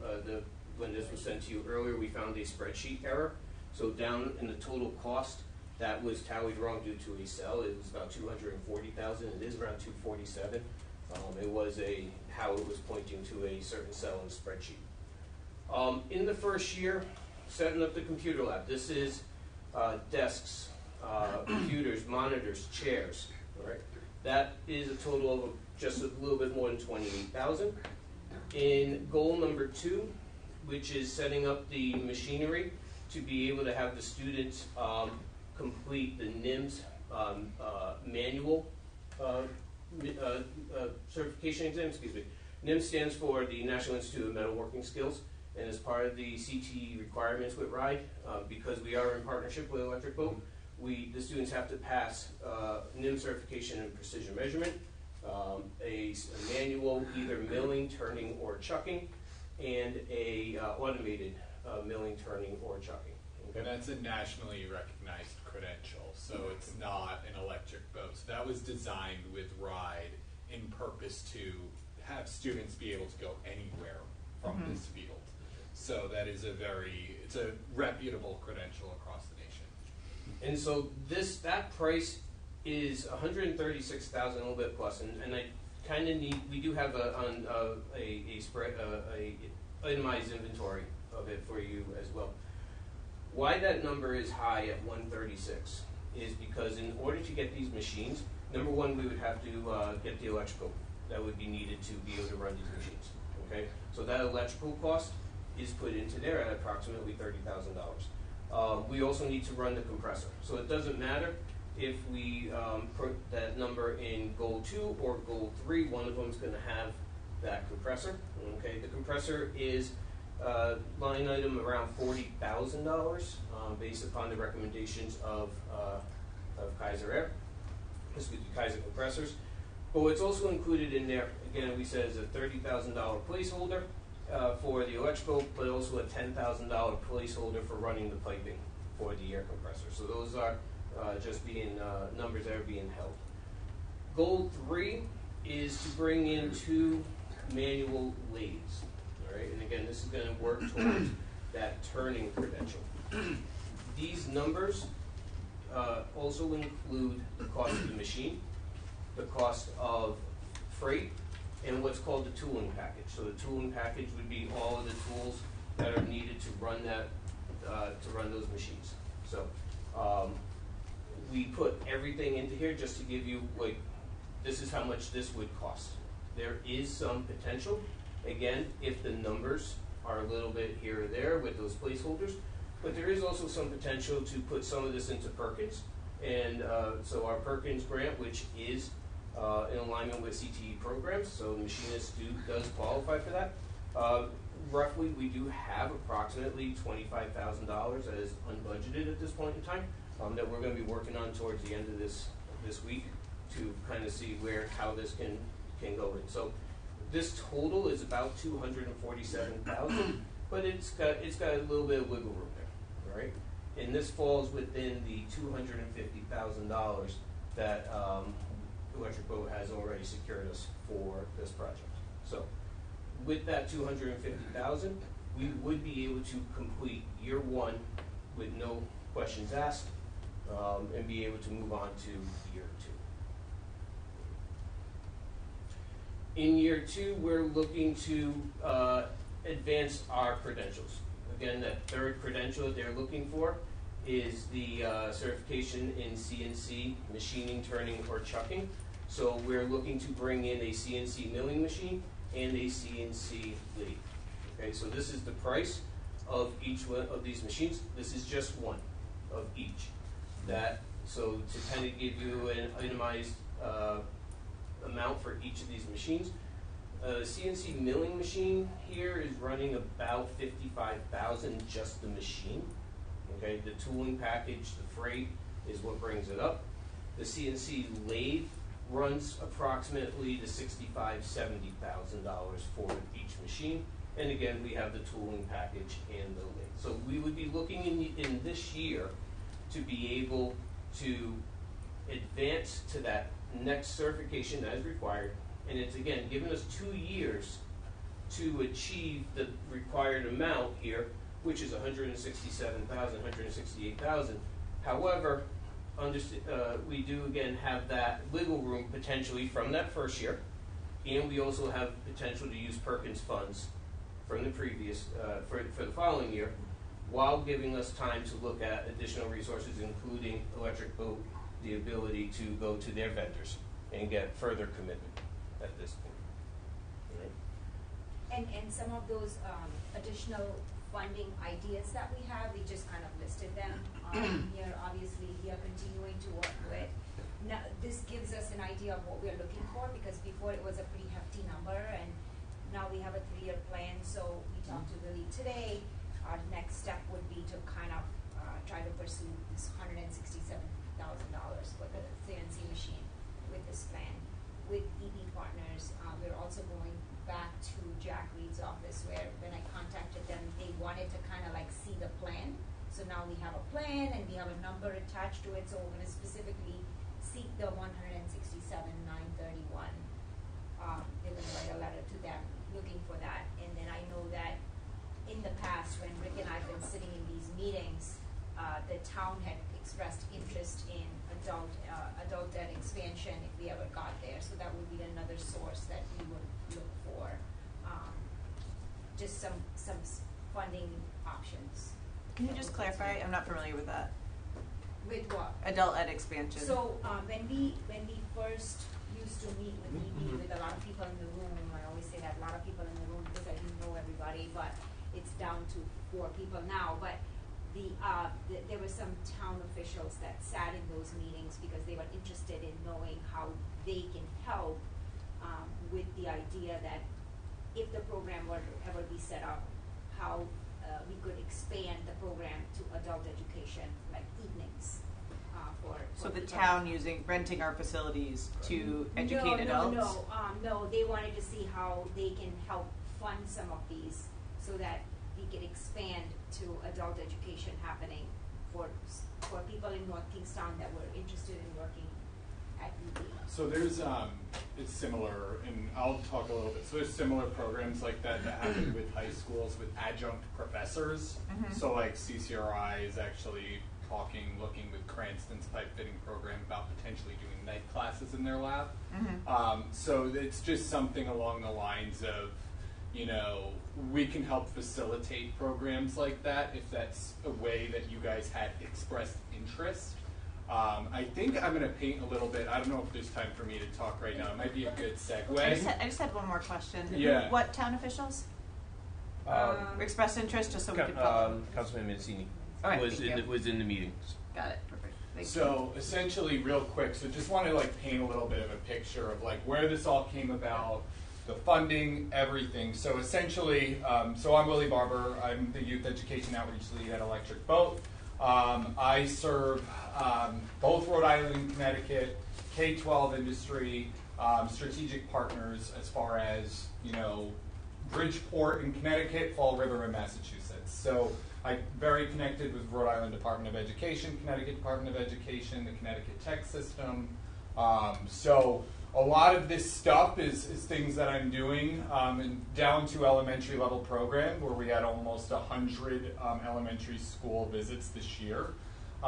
Flash forward of why we're doing all this. So it's actually not really just EB. It's what's called the submarine industrial base. So the SIB, the Navy's SIB, is a conglomerate of all of our suppliers. We roughly have 144 in Rhode Island. We have over 300 in Connecticut. So these are all small mom and pop shops that are building parts, right, for the submarine industrial base. So essentially, we are working together, right? EB, that does have an HR workforce development team with the small mom and pop shops, helping them, right, find careers. So if you go to buildsubmarines.com, we're at Red Sox, we're at the Connecticut Sun, we're involved with also, there's another one. Regardless, we're all over the place. You see us in the NCAA commercials.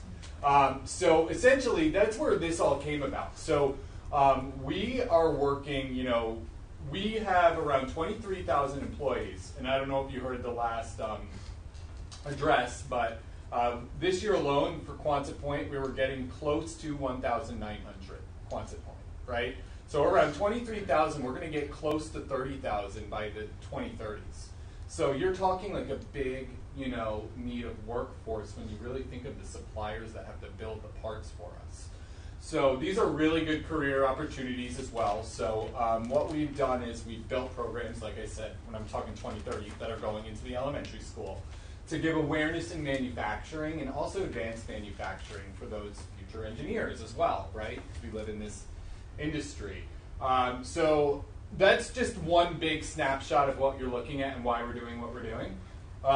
So with this conversation, a lot's evolved since, but the funding source, the $250,000, is going to be coming through the submarine industrial base. So we are the vehicle for it. We are working it, but the actual funding is not coming from Electric Boat Capital. It's coming from the submarine industrial base. So they're the vehicle that we're helping support it. They're the ones that have the funding. Can I ask a clarifying question? Yes. Where does their funding come from? So theirs from the Department of Defense. Got it. So they're through the Navy. So the submarine industrial base is a part of the Navy, which is Department of Defense. So we are working very closely with them. We know we have the strategic partners of Rhode Island and Connecticut, so we're assisting with that. We already have the relationships. We're already working alongside, and we also are benefiting with these programs. So that's the $250,000. So moving forward from that, the standards, we work closely also with RIDE, Rhode Island Department of Education. We run an advisory board pretty regularly. We helped draft the standards connecting to EB and suppliers. So it's not just EB. So Guildtool is a great example of a local company that is always looking for workers, Proterial, Cable. There's different suppliers all throughout Rhode Island that help support. And I just want to make sure that we're not just thinking EB, because there is work needed everywhere in this industry. Some quick wins. This CCRI project did get recognition through Cardona's office, and CCRI has been all over it. I'm just letting all of you know too, I'm getting literally hounded by districts throughout both Rhode Island and Connecticut to help, like when I mean districts that are like an hour away, to help build out programs for their students. These students are earning, if they go through this program, $23, $24 an hour instead of that $20. Can you clarify like which districts, just to give us a sense of competitiveness? Yeah, so for us looking for students for this program? Oh, machining, you are totally pretty much fine, because the only other machining program in Rhode Island is Davies, and it's the state-funded school, and the other school that's looking to put it in is Coventry Career Tech. Yep. So what were you just referring to? Sorry. So I'm talking just programs in general. So I have Tortolet Memorial that's in Thompson that just built out a welding program that's sending kids all the way to Quonset. So it's a welding program. Mm-hmm. We just did a maritime electrical program in New London, Connecticut. We just built out a pipe fitting program in Cranston East. We also are in talks with Groton Public Schools. We have built out a program with Westbrook Public Schools in Connecticut, a welding program. And then there's conversation, Rocky Hill in Connecticut. And then, Newport's always talking to us. But as far as machining, advanced manufacturing in total, this is unique. All right, thank you for clarifying. Yeah. So another piece is we do have 3 interns this summer. They'll be earning, as an intern, $20 an hour and already establishing money in their 401k. So this is just another resource that I just want to highlight. It's an awesome opportunity for those students that, one, may not want to go to college and use, their hands, learn and have a facet and a skill set. But two, those that do want to go to college get some credibility in terms of knowing how to operate these machines that they're going to be telling the workers on the floor what to do. So that is something we've also learned. We're also partnering with URI and UConn's National Institute for Undersea Vehicle Technology, and we're doing outreach together to think of the student holistically. So we've been doing that partnership as well. So I just wanted to just paint that picture of we're not really going anywhere as far as like workforce and needs for jobs. So really excited. I think this team has been very collaborative and really thinking about their students. Like I said, I work with school districts all over the 3 states, and I think this has been a really awesome opportunity for them. And hopefully we hear more success stories, right? Past interns, etc. So just wanted to paint that picture. I haven't gotten to meet you guys, talk to you guys, but give you all of that. And I also want to mention, Lily, the 3 students you talked about that had the internship, they are currently in our machinist program. So we're kind of like excited that we are already having, out of the 11 students, 3 already are going to be interning this summer. And over 150 applied. So you're talking very competitive. Our internship program, you need to have a program like this to be able to get into the internship. And I do tell schools that when they say, they're from like a school that has no real CTE, I say, they interview them based on what's on their resume. The standards really reflect what we look for. So this just helps when they interview, per se. So, yeah, it's great. And I talked a lot. So any questions? Charlie, do you have anything else that you want to present? So, so we just want to finish up the year 3. Thank you. So year 3 is identical to year 2. So all year 3 is we've got the basics. Is he of leaving? No, Okay, just checking. Just checking. I was like, I do have questions. I just wanted to let you finish before we. It's okay. I just want to. We're just getting water. So Perfect. year, Yeah, I'm just getting water. Perfect. Thank you. My mouth's dry. so year 3, in year 2 we set the stage. We got the necessary equipment that we would need to be able to hit all the standards for this program. Year 3, we're just expanding it out. We're adding an additional CNC milling machine, an additional CNC lathe, again to bring our total of 2 and 2 to match what we have in the manual program. And again, if we're looking at 12 students in a class at a time, it's just giving a lower ratio, so more time on the machine, so on and so forth.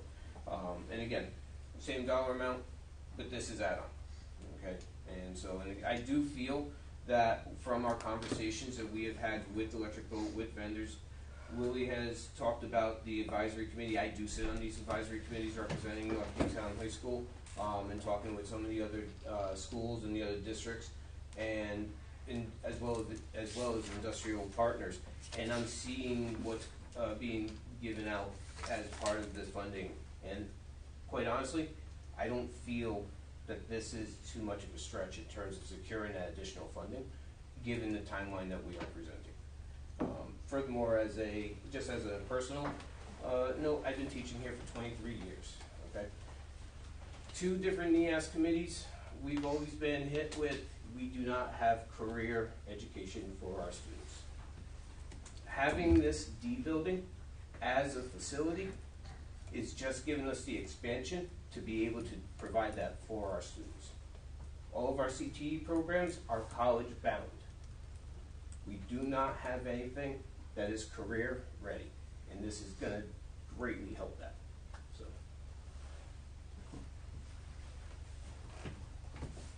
So just to give you a snapshot, those are the numbers that we're looking for each year to build the program to what we want it to be. Does that include the HVAC? No. Okay, so plus the HVAC. Right. Correct. This is all Yep. equipment. This is Yes. equipment only. Yeah. Okay. Thanks. Thank you. And as you can see, the 26-27, that is really, those are the additional CNC machines. That's where we would want to get, but that's not what we need. That is what we would want to have. And then we did give you a link in this newer version of the PowerPoint that has all the breakdown for each year. Also, we do have and again, to reiterate, in year one, we do have that placeholder for the electrical and the piping for the compressor, and we do also have access to Perkins funding each and every year that can be used for this.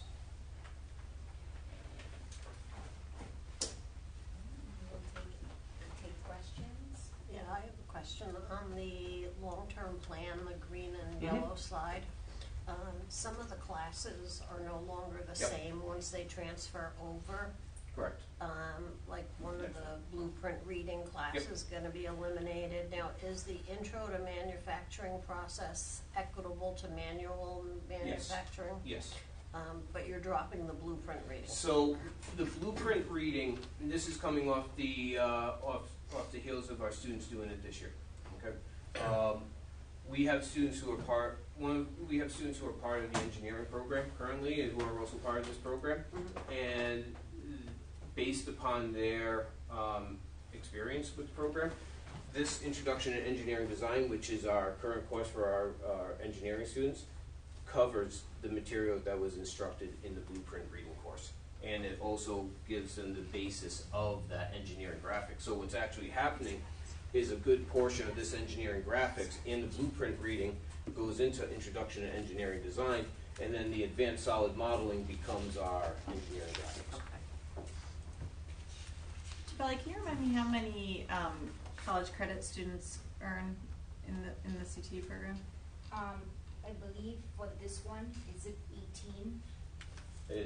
They're gonna currently the students will get 3 credits for engineering graphics, 3 credits for introduction to manufacturing processes, blueprint reading, precision measurement, CNC machining, and advanced solid modeling. So it's 3, 6, 18. Thank you. So I have some nuts and bolts questions.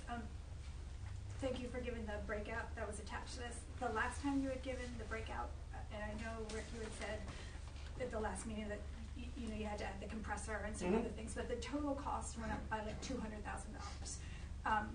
Compressor aside, we had talked about like when the costs were presented that included everything, but it doesn't look like it did because like electricity's been added, computer wiring has been added. So again, I just want to circle back to the costs keep rising, and that was one of the concerns that we have expressed. So in the space of 2 months, we've gone up by $200,000.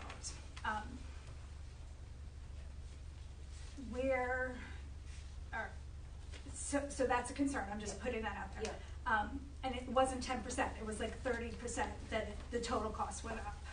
If I may. Yeah, please. So when we were talking about that, we were talking the hard equipment for the machining. Okay. So the computer lab, which is approximately $30,000, when I was speaking, that was not included. That was a separate entity. Okay. At that point. So the total cost has gone up by like $200,000. Yeah, and one more thing is that we, you know, as time developed, we ended up actually like getting someone in there, measuring the area, getting more specific as time went. So when we gave you the numbers, a lot of it was like estimation, and now these are like more specific. Which is great. Specific is. And I also believe too, at that time, the school committee said, we want to make sure that this is everything. So we went back and really make sure, I think my point is, we said, do you need wiring? No, we don't. Do you need electricity? No, we don't. And then lo and behold, there is wiring, there is electricity. So accurate is good, but my point that I'm trying to make here is that this is, like, I'm concerned we still don't have the whole scope of the costs that are involved. So are you still feeling that there is approximately $125,000 each year of Perkins funding that can be applied? It was never 125. It was that was the average. That was what was communicated, was that there was average of $125,000 each year to be applied to this. I have to go back and look at that. Okay. I know that we are getting approximately $95,000 for the last 3 years, and this year we got 95 again. No, that's definitely not what was discussed in the last presentation. I'll have to go back and look at that. Okay. Yeah, that's okay.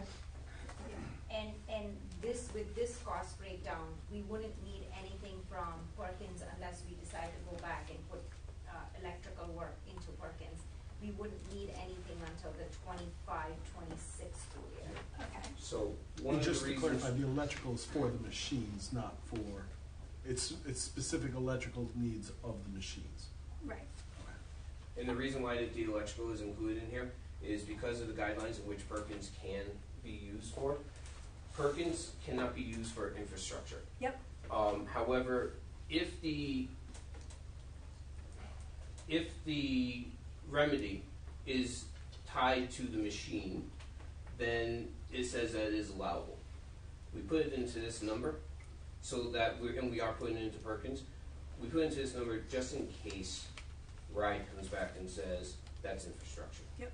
So we're trying to say, if we had to not even use Perkins, here it is, that we can do year one under the $250,000 that we currently have the commitment from Electric Boat through Navy. Okay. That leads me to my next question. So this is way better than the last letter, thank you, but it's still not an MOA. So where is the actual financial documents behind the $250,000 commitment? So we have, that letter is a letter that shows that we are committed. So we already set you guys up actually as a supplier in the system. They're in Oracle, they have a buyer, so they're set up in the system now, so that's what we got for you. Yeah, so. We're not gonna go through legal, we don't do that with our partnerships with our schools. We do this with a lot of different school districts, so that's what we can give you. We're not, if we're gonna be going through legal and getting a memorandum of understanding, it's gonna take some time. Okay, I think we have been clear about that, needing something like that. So I did not know we needed a memorandum of understanding or memorandum of agreement. That goes through our legal office. Okay. And then my other question was, in going back and reviewing documents, the initial cost estimate for the HVAC for the D building, and Charlie, I don't think this is you, Mike, was $496,000 initially in the CIP plan. That is for all areas. The HVAC we're looking at is for so the HVAC that's included is the gas line from the street, the replacement boiler, and then the air units in the. Do you mind just going back to the map? Yep.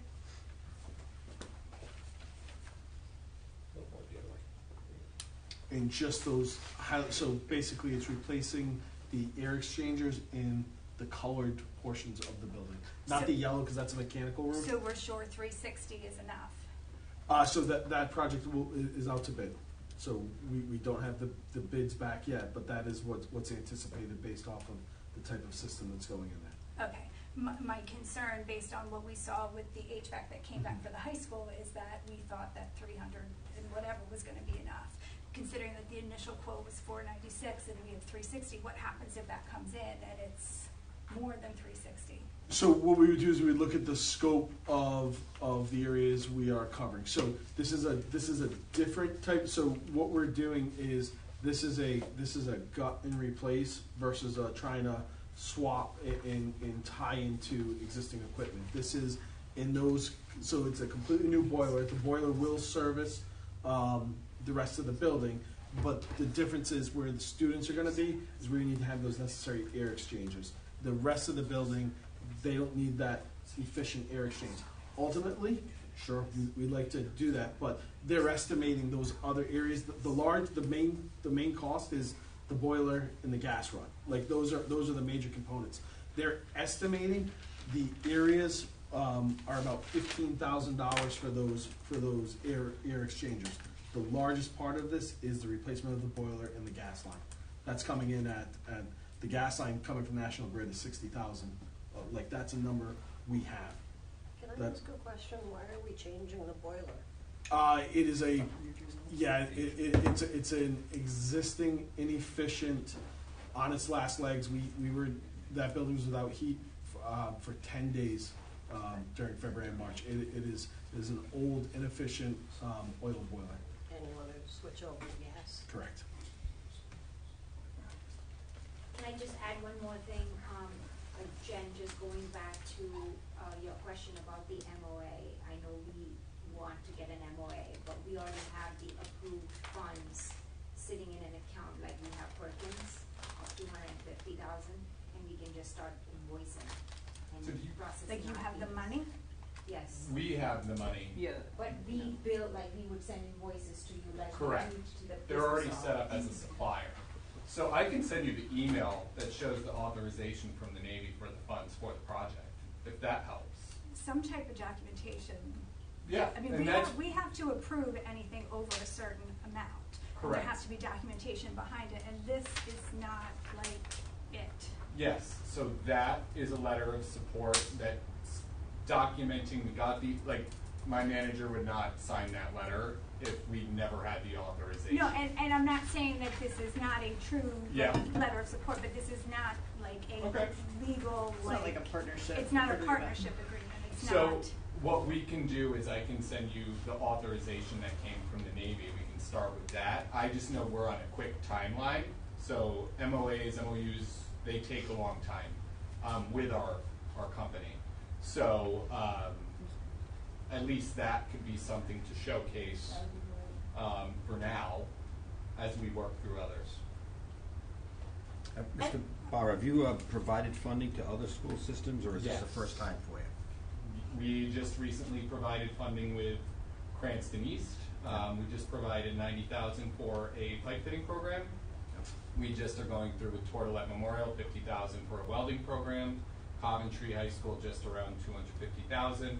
These are also in partnership with not us. This is with a partner, and that's Synidia. So same thing with this. It's not us. It's the CIV. So you guys are on the high end for sure. We definitely we're able to get a good amount and a quick turnaround for all of you for this. But you also indicated this would be a special program that would be unique. Yes. And that probably that heightened interest perhaps is reflected So- in the Yep. money amount. Just to clarify, how does this program compare to the CNC Fast Track Manufacturing Program at CCRI? So as a part of the 18 credits Yeah. that we talked about counts towards their associates. Yeah, so that program at CCRI is an associate's degree in advanced manufacturing. It's free for students. It's free if they qualify, and it's a 8.5-month program, and they have their associates. So how is this program better than a student graduating from Kingstown and then doing the free fast track for CNC manufacturing program? Yes, because the answer falls with the NIM certifications. But they get that with this too, no? No, they do not. Not what our courses, well, let me rephrase that. The courses that our students are taking currently are part of the certificate for advanced manufacturing at CCRI. Yeah. So when you look at the courses that are there, they're getting just a specialty in the advanced manufacturing courses. They have two different certificates. Yeah. They have the manufacturing, they have the advanced manufacturing, which gets a little bit more into 3D printing and prototyping and things along those lines. Our students, as part of the courses that they took, they do not have any type of NIM certifications for those courses. Through CCRI. Through at CCRI. So Yeah. this is something that we would have to Yeah. put into our classes. But if they graduated from North Kingstown and then went to CCRI for 8.5 months, they would be able to achieve their full associates and the NIM certification. That's what it seems like. I'm just trying to understand the differential. With this program, they would be leaving us with their NIM certifications. Yep. And But then- not with their associates. But not with their associates, correct. But they could, but if they would have a fast track in Mhm. terms of being able to complete those courses. CCRI has given us in the engineering graphics course, for example, that if you provide a certificate of proof of your certification in the field, such as the certified SolidWorks solid modeling, that they would give you the college credit. So by having that certification, I can't speak for CCRI, but I would assume that something similar with that would exist.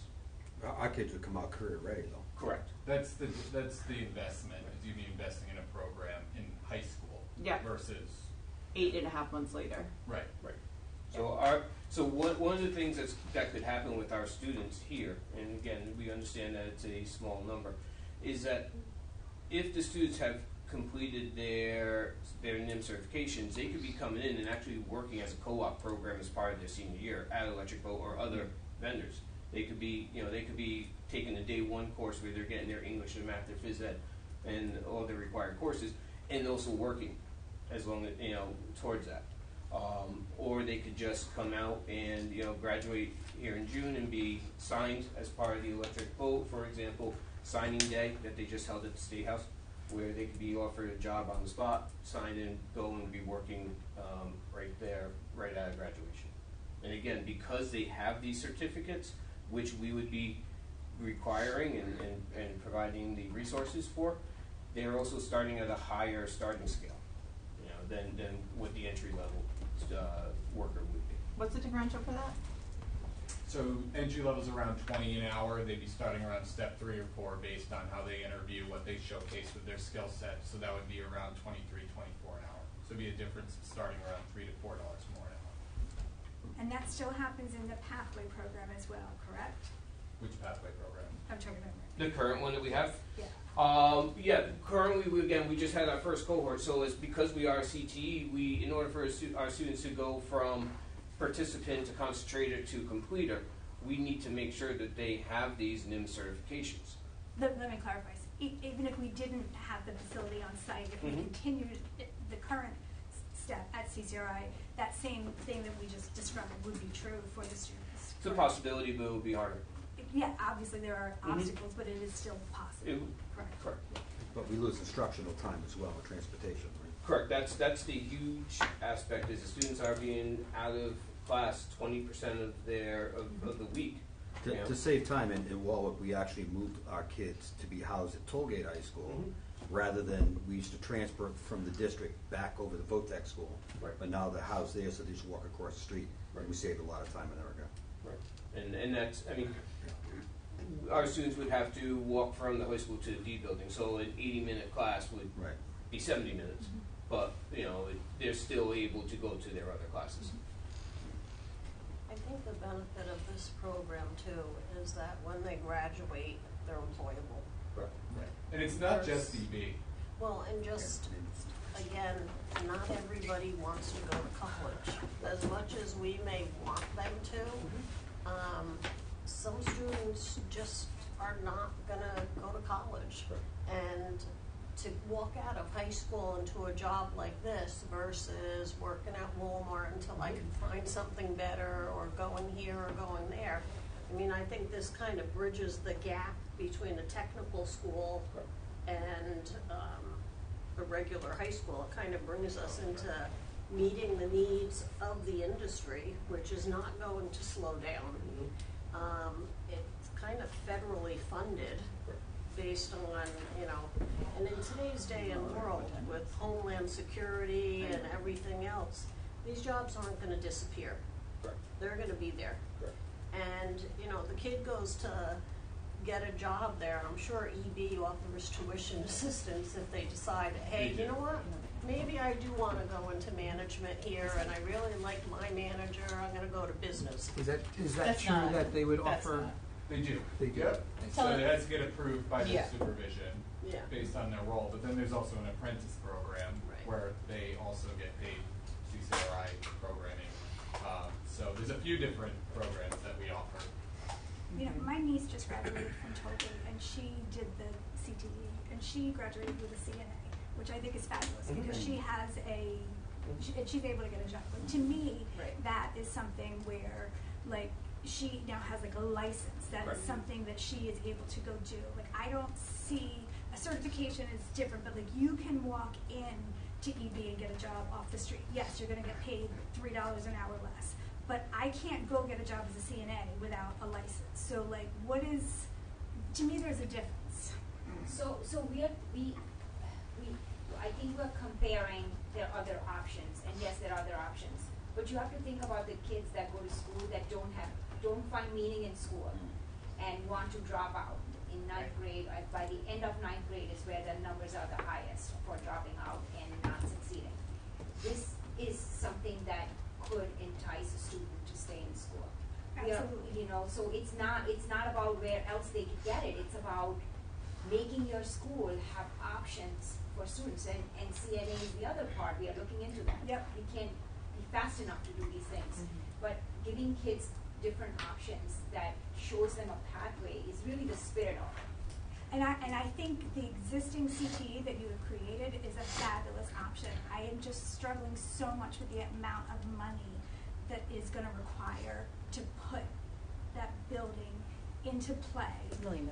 When there are too many other factors that are up in the air. Like, I totally support giving students, like, I have kids myself who are not college like students. Like, Malcolm would have benefited so much from this program. Like, I totally get it.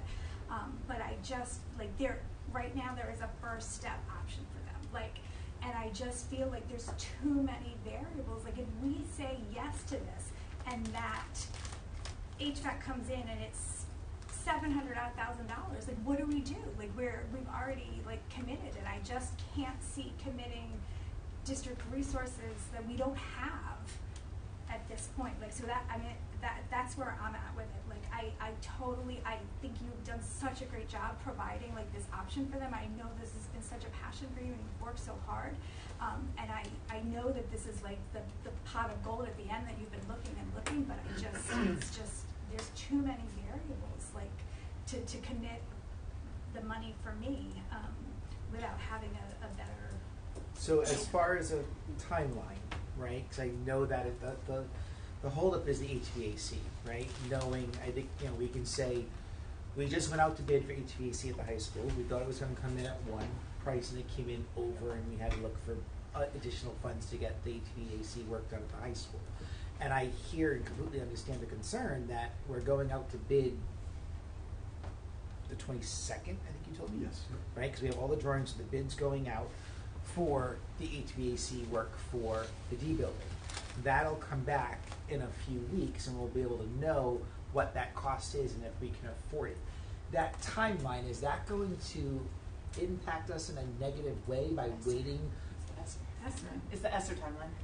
That's the Yes, but we have through September for that. We do. We have through September. I thought Jody said the amendment period's June. No, the amendment period is now in June. She said that RIDE would allow if something happened. RIDE wants the money spent. They're going to work with us. If something happened where we had money that was not spent after June 30th, RIDE wants that money spent. They're going to work with us to open it up, and that was already said at the last meeting, right? And so we would be able to do that, but it has to be spent by September. So if with this timeline that we have in place right now of waiting for the bids to come back to know what that cost will be for the HVAC work, I believe we have time. It's not a decision that has to be made tonight. Will that negatively impact us moving forward with EV and the money we're getting and what we need to do for putting this getting everything set for next year? No.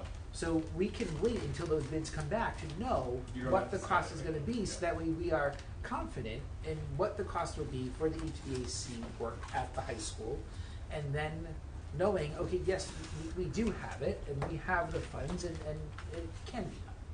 I think for me, Ken, like, the concern is, and I appreciate this program, I appreciate the hard work that Chivaldi and like everyone's put into this. I'm very, very, very concerned that we're going to put $360,000 of HVAC into a building that is very old, and probably should have been torn down when we tore down the rest. And then that we're going to commit funds, and I'm very appreciative that we get something in writing from EB about that. But then there's the other years, and there's no funding source for it. So, like, and I've expressed this before, like, and I know we can't figure that out, but, like, I'm very worried that we're going to invest 360 plus the 250 from EB, and then if there's no additional funding, I feel like the school department would want to continue the investment in this program, and it's going to be almost $1 million investment in this program, and that makes me really nervous because I'm not confident. Like, I hope that we could get other people to pay for it, but if we can't, then we have sunk a lot of money into a facility that is very old when we are talking about needing HVAC at our 20-year-old building. And I'm at Forest Park the other day, and the majority of their facility doesn't have HVAC, and we know but like, that's where I've always been stuck, is that I don't disvalue this program. My dad worked at Electric Boat for 20 years. I understand that this is a great choice for our students. I don't want kids to drop out of school, but it's $1 million, and it's $1 million of a lot of it which we will never have. Like we just saw the data about how much money we have left in our fund balance and how much we've invested and tried to spend on the other projects for the middle school and different things. Like, that's my concern. It's not the HVAC. It's like, and then I also am thinking, like, this is possible for these students without this $1 million investment. Like, they could do, like, the CT program as we have set up now. Yes, it stinks that they have to be away for one day, but, like, that is maybe something we could fix. And then, or they could do the fast track program right after they graduate and be in the same spot. Like, that's where I'm really stuck, is that I'm worried that we're going to get to a place where we're not going to have the funds to finish this project. And we're going to have to prioritize it, because how could you possibly put $700,000 into a facility and not have anything for it? That's where I get really, and I've like really thought about this one, and it's really hard for me to grapple with that. So, Erin, where did you get that $1 million figure from? I'm just trying to figure out. I added. What you came up with. Can I just make a motion all the to numbers. extend? Sorry. Yep. Can I get a second? Second. All those in favor? Aye. Aye. Agree. Thanks, Jen. I added all the numbers up. I just did that too. Maybe I missed something on the HVAC, or I included the number. I got 791 if you did the optional third year of 167. Would you do for the HVAC? I think I put in 360. Is that right or no? HVAC is about 360. What do you have the number, Mike, of what the total? I was going to ask to go back. So we got 360 in ESSER for the HVAC, and then what was that? 360 plus 247 It's 360 plus 5 and change, and then what were the A&E? 583 plus 167. And remember that 583 doesn't have to be 583. It can be 583 minus the 167. So it's 774 without that third year. Well, so I put the third year in because they put the third year in. So that's how I got to 943,252. But it seems to me that there's a couple of things. Obviously, it's a unique program, gives us a pathway, and that's why they call it a pathway for kids already in the schools. It's unique. It gives us, I think, a leg up in that regard. The first installment, the first year equipment, looking at 247, the SIB, as it's called, would be picking up 250 of that. I don't see that we should mistrust that representation. We got money from ESSER to cover the HVAC on that.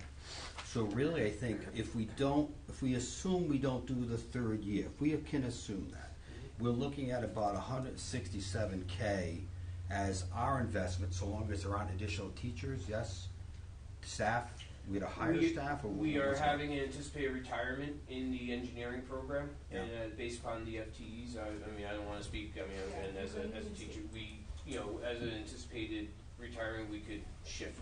Okay, so right now estimated no, but that looks like $167K. That a lot of things. Perhaps we can, because a lot of that is equipment, we could maybe finance it. I don't know, I bought a house, I got a 25-year mortgage, I don't know if we can do that. So we don't have to pay that one nut in that single year, that second year. If we have any upside, the upside looks to me like, if you look at, I'll call it tuition in quotes, if we do have any outside district students coming in at about 18 grand a piece, I mean, that's a chunk of money that could increase our bottom line to help finance that cost as well.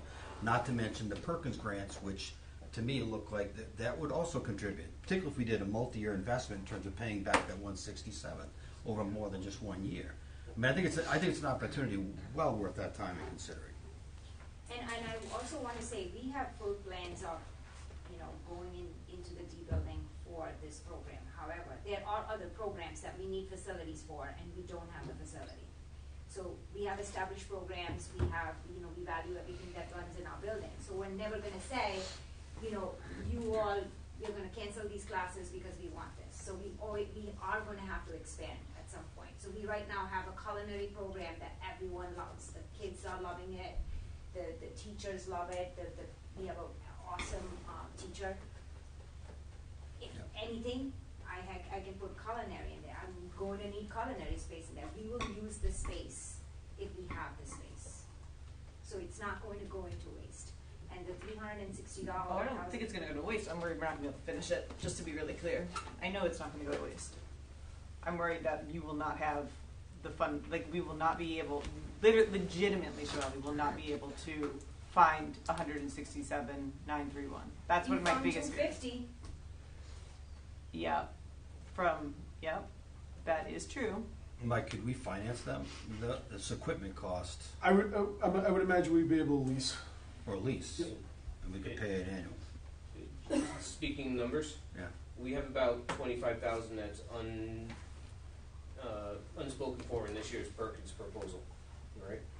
With Perkins, you use it for the year that you are using it. So we could throw the electrical, assuming that, or we could get the equipment for that for year one.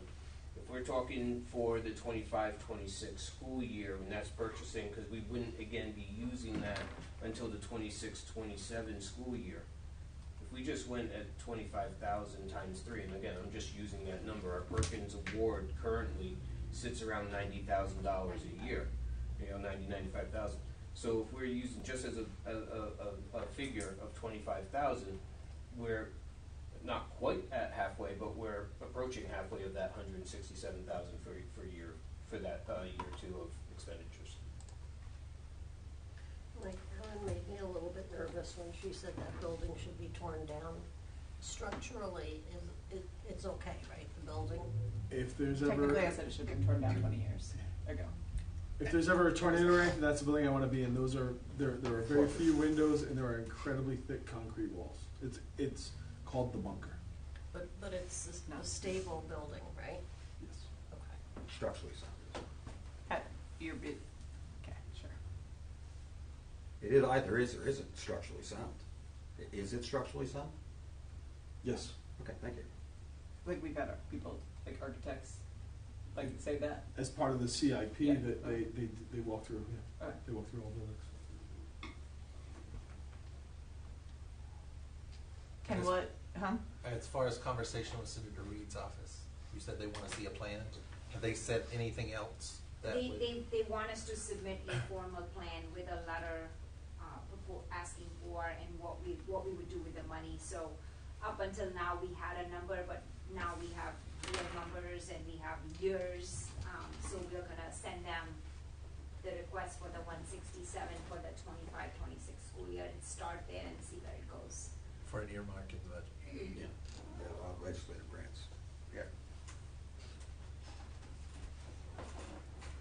I do think too, and I know that we're trying to like create pathway opportunities for students in North Kingstown. I am concerned about, like $24 an hour sounds nice, but you can't live in North Kingstown on $24 an hour. And so just thinking about that long term for our students and what we're encouraging them or not encouraging them to do, like they're not making over $50,000 with that, right? Yes, So sir. like, Yeah, the $24 an hour is an average salary of about $50,000 a year. Yeah, you can't live in North Kingstown. I don't like that would be like I'm just concerned about like what we're encouraging students. I can jump in, and I don't mean to be sick. It's just because I know you guys. So 24 an hour, but then you're not talking overtime. You're not talking double time.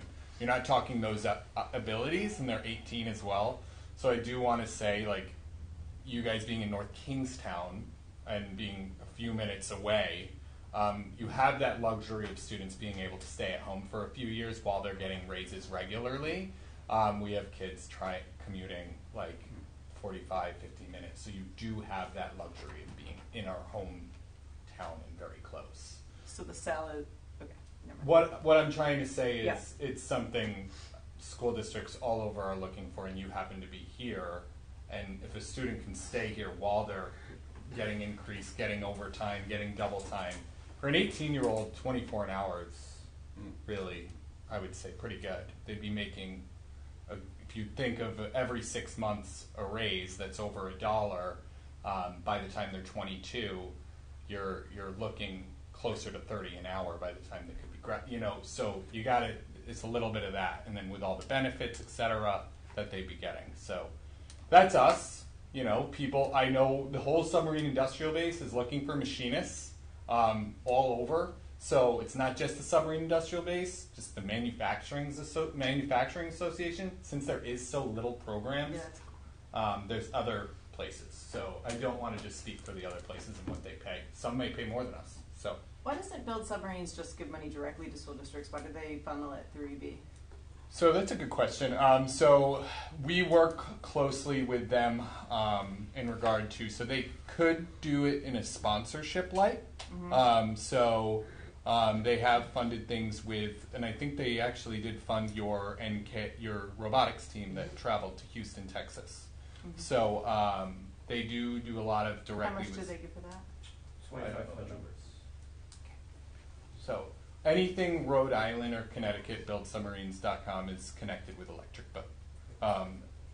So it's just because there's to avoid no confusion, and also we're also one of the people that provide jobs. So same thing with Virginia. Newport News also builds submarines, right? So when they're in Newport News' territory, they're working closely with Newport News Shipyard. So Rhode Island and Connecticut, they're in partnership with us. What's Blue Forge Alliance? So Blue Forge Alliance is the group that's behind buildsubmarines.com.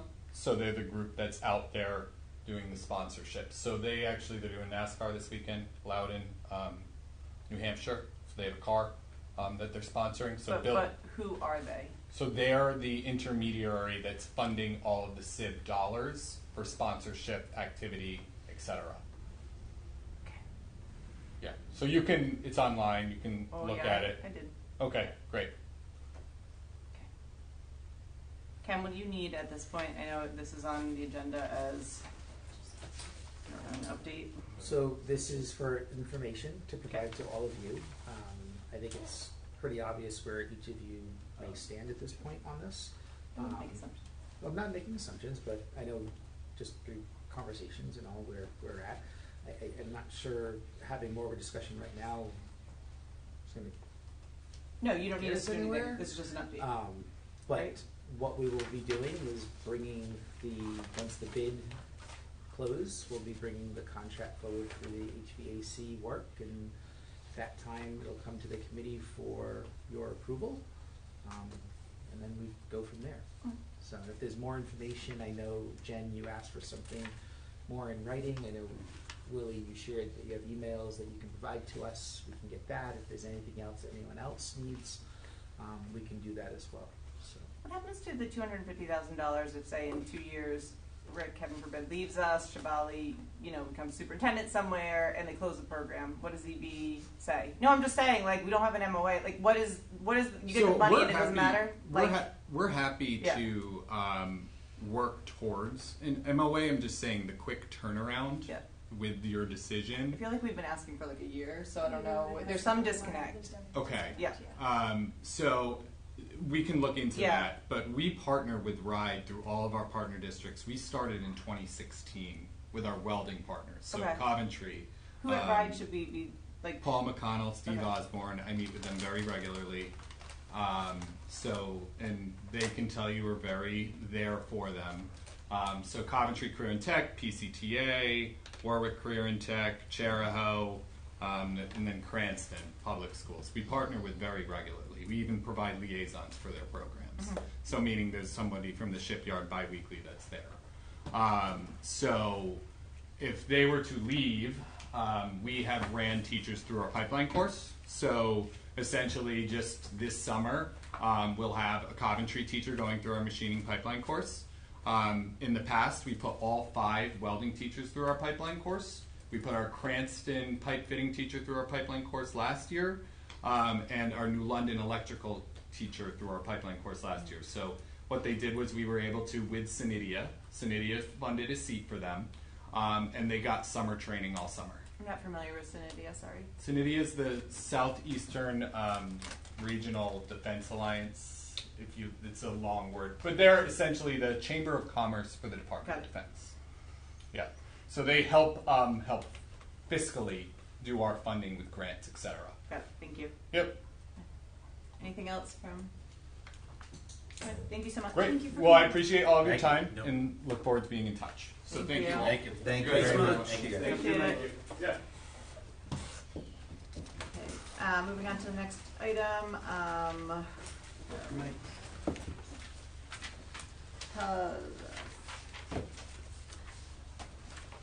C, unfinished business, CIP existing bond, future bond. Can I get a motion? Motion to discuss. Do I have a second? Sorry. Ken? Thank you, Shivani. Thank you, Polly. Thank you. Happy last day of school.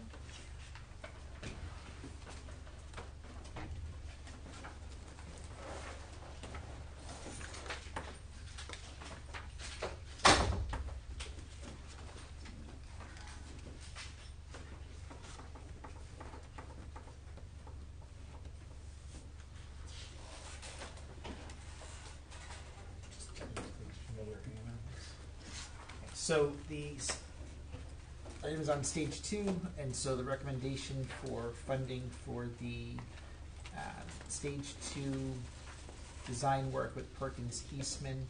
I have a memo in there, just kind of breaking down what we've already identified from the cost. We've identified $25,000 for the design work, $25,000 for the geotechnical investigation, $28,000 for the A2 property survey. The remaining is $352,000, which I'm making a recommendation that comes out of the unrestricted funds of the fund balance to be able to pay for the stage 2 professional design, engineering, consulting services, and that will allow us to stay on track for the submittal of the application to RIDE for September 15th. Okay, thank you. Questions regarding that? So I just had a couple questions. So we are including the projection return from the town for the appropriation. Yes. Okay. Yeah, so that would And that's be there as well. 336, which is kind of a wash, basically, for all intents and purposes, which is basically what we're going to use for this. I see that the earned interest is higher. I did have a question about the solar credits. I'd like to know where that's reflected in the budget. I know you said electricity, Yeah, but I looked at the electricity line, and that, based on the conversation that we had during the budget, is all electricity usage, so I'm not sure that that's there. Yeah, so I would have to wait. Leslie comes back. Yep, if on you could just Thursday, follow so I up on just that, need because I'd like sit to down with her understand how for that point. plays into Yes. the projected surplus. And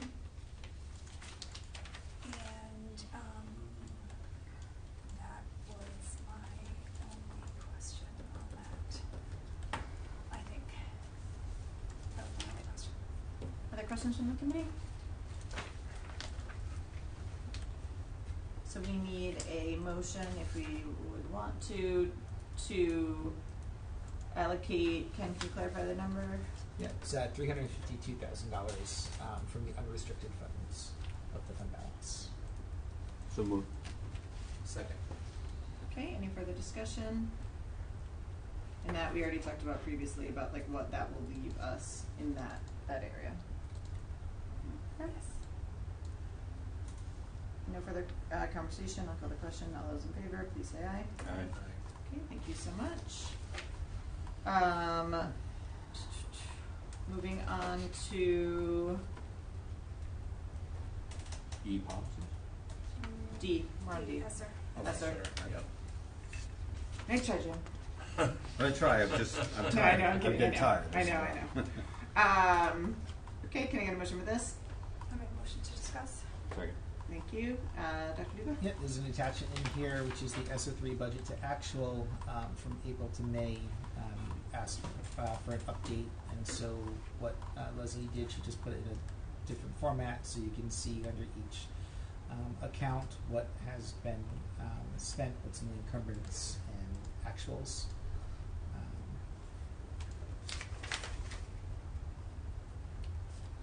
It looked like the only amount missing is the amount for the D building HVAC. Yes. Is that okay? Yep. Okay.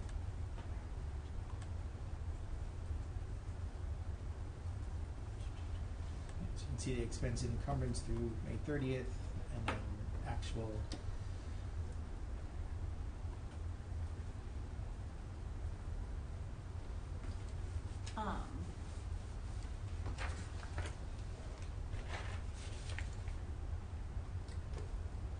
Actually, I'll wait until that agenda item. Any questions regarding this? I think just my only statement, and I know we know this, but our goal is to utilize and spend, you know, every penny of the ESSER funds to be able to benefit the district, and so just keeping a really close eye on that, because I know that it sounds really easy to spend money, but I know it's not always, so just making sure that things that we have here are really getting, you know, spent and allocated. And I know you know that, I just want to make sure that we all keep reminding ourselves of it, because I know it is more difficult than it seems. Doors? Like, what are we doing? Taking a grant card. I don't know whose they are. They took one. Thank you. That is concerning. Jules. Thank you, Jules. She got permission. You're privileged. All right, any questions regarding that document? Okay, great, thank you so much. Moving on to policies, Jen? So I will make a motion to discuss KF1, use of school buildings and fields. So we reviewed the use of school buildings and fields policy again at the request of the superintendent based on discussions that he had had with the athletic director. Policy advisory committee is recommending a change that will remove the rental of the press box as an option when renting the athletic stadium at the high school unless it's been specifically approved by those two individuals and with certain conditions agreed upon. This is in response to issues with damage and complaints from members of the community. We'll see this policy again one more time before voting on it. Okay, any questions regarding that? Yeah, what were the complaints, Jen? That was too loud? Yeah, Noise. we had Noise? complaints from the community that They were playing music. the volume was too loud. Right. And that typically, you know, it was happening when it wasn't being used by the athletics department. We also, our athletic director, also after certain organizations were using it, things were just not put back in the right place, so it was left a mess, and so there's concerns of the equipment inside the press box breaking because of misuse of it. These are outside organizations Yes. renting it for the day, and they need permission from what's the AD and So what we said. superintendent. Yeah, so we heard, like I heard back from members of With the condition. Jaguar football team Yeah. in town, you know, saying, you know, if we're there, we can't use it, and so I think that there are certain certain organizations that we can work with, so that way they still have access to that. Yeah, I think that's reasonable and makes sense, but also allows you all to like make sure that the people that are utilizing it, you're very clear on who is and that they know how to use it, and then are able to like, if something did break or something. Right. Like Mr. work Tobin through and I it. talked about, like, you know, the contract, and Yeah. you know, it could be it's a contract that is signed between the organization and us, and maybe that we require that, you know, there needs to be someone there, personnel that is there to run. Similar it. to the custodian. So. Yep. Okay. And just as And an also- aside, the gentleman from the Jaguars, anybody posts anything on a North Kingstown Facebook site, he's like, but the Jaguars want to be able to use the microphone, and and everybody on Facebook is like, talk to the school district. Like he's definitely out there campaigning that he wants this, like he needs this, he has to have this. So he's been very vocal. I'm not Sounds sure like we have a it's- solution, yeah. so. I don't know if it's the same person that I spoke to or not, but Oh, I don't know. Yeah. But he's with the Jaguars, he says. Okay. Any other questions regarding the policy? Okay, so we'll see that one again, so there's no action needed today. Jen, the next one? So I will make a motion to approve JLC policies and procedures, emergency and first aid. Second. So this is the second read on this annual update for this policy, which is submitted by the MKSD School Nurse Coordinator. There have been some additional revisions since you saw this the last time that were mentioned at the first read. The form's been updated to reflect inclusive language. The medical form has removed the requirement for a social security number and other personal medical information. I followed up with the school nurse coordinator on the questions that have been raised regarding 988 and minors refusing treatment, and these were the responses. As caregivers, we consult with our mental health team, school social workers, psychologists, principal, and we do a risk assessment, which would involve the parents, and call 911 if it were an emergency. 988 is more a resource for the student's family and not for the nurse who's acting in an emergency situation and looking to assess, treat, and transfer care to another provider. 988 Behavioral Health Link is certainly a resource that we give our families. Minors refuse minor care all the time. We certainly try and work with them so they can get the best care, though, but we can't force them to submit to an oral temperature, checking a throat, etc. Sometimes diabetic minors refuse blood sugars, insulin injections. Parents are notified. A minor cannot refuse transport in an ambulance during an emergency, but a parent of a minor can refuse to have their child transported.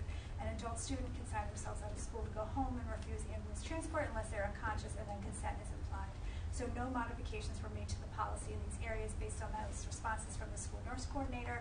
And at this time, I'm recommending approval with the notation that the policy advisory committee is working on revising the attendance policy, and we may need to revisit this policy again after that based on paragraph 9, which discusses when students should stay home. I also want to note that the last two forms were missing the word guardian after the word parent, and those will be corrected in the final version. So, are you asking the committee to approve it with because this is the second read, yes, right? Yeah. So those things that you said, well, if we approve it, they will go into effect, but we are not seeing them currently. Is that what you mean? They are in the revision that's attached to the agenda. Okay, perfect. Yeah. Except for the two I noted about the what you just said. Yeah, yep. But you will be, if we approve it tonight, those will be added in. Yes. Understood. Just actually a protocol question. If we have a second read, does the second read have to be identical to the first read when we approve? No, we can I don't know how it works here. Okay. Thank you. It's a good question. I remember asking that. I think that, and the intent is like if the committee has questions, different things, we can edit it, add things, change things as needed, and then get to see it again. So. All right. Thank you. Any other questions on this one? No, but I'll share with you that I did contact Jen and tell her that I read the medical one very carefully, being my second life. It's a very thorough and very complete policy. They still have a little concern about minors refusing, but again, yeah, a kid could come in and say, no, you're not taking my temp. What are you going to do? You put down the kid refused and you tell mom and dad that when they call, type of thing. So I'm okay with that, but their policies are so comprehensive. They cover every left, right, up, down, angle, whatever. So I'm really pleased with that. Connie does a really good job. Yeah, they really did. Could they feel a student's head? Now, because I'm just saying, No, you can't touch somebody without Can't touch consent. even a nurse. Even a nurse. Not the way I was raised at Forest Park. Not unless you're considered to be obtunded. Okay. Anything else on this one? You know, confused, then they have the implied consent. They can touch you. So I'm going to motion to approve. Yeah. Do we have a second? Second. Okay, any further discussion? Okay, all those in favor, please say aye. Aye. Okay, thank you. I would like to make a motion to table F. Second. Okay, all those in favor, please say aye. Aye. Thank you. Can I get a motion for G? Motion to discuss. Second. Do we need any action here? Should I just table this? You can just pass on it if you want. I don't know if it needs to be tabled. Just pass it? Yeah. I know it was on executive. I think they just repeated it. Yeah, that's there, well, they usually do. Yeah. So I think you can just pass it. Okay. I will withdraw, and I will just make. I don't usually pass. Do I need a second for pass? It's a great question. That's pretty Usually the chair would just say we're going to pass this item. We're going to pass on this because Objection. there's no action needed and I'm open. Okay. Okay, let's pretend that's right. Okay, next item is I. Can I get a motion for I? I'll make a motion to discuss. Can I get a second? Second. Okay. And then Ms. Lima, I'll turn it over to you. I think you would make the. Yep. So last year in February, we had the committee had passed a safe storage resolution, and based on the new law that just passed in Rhode Island, I'd like to amend the resolution that we had passed in February. There's an updated copy everybody has, which is amended to include reference to that new law. And based on some feedback that we've received from parents, I'd also like to remove the reference to the student handbook and instead require that the superintendent mail the letter out to the school community twice a year, once in the beginning of the year and once at the end of the year. Where is that in the document, Jen? It should be down at the very last paragraph. And by mail, you mean email? Email, yeah. Or I got you, Mike. What document is getting emailed? there is, the I didn't actually, but I do. Last year, we sent the resolution required that a letter, there's a safe storage notification letter that went out to the community. And the current resolution just requires it to be sent out annually. And so what I'm proposing is that it be sent out twice, once at the beginning of the year and then once at the end of the year before summer, just as like a reminder, before kids are home for the summer, of the importance of safe storage.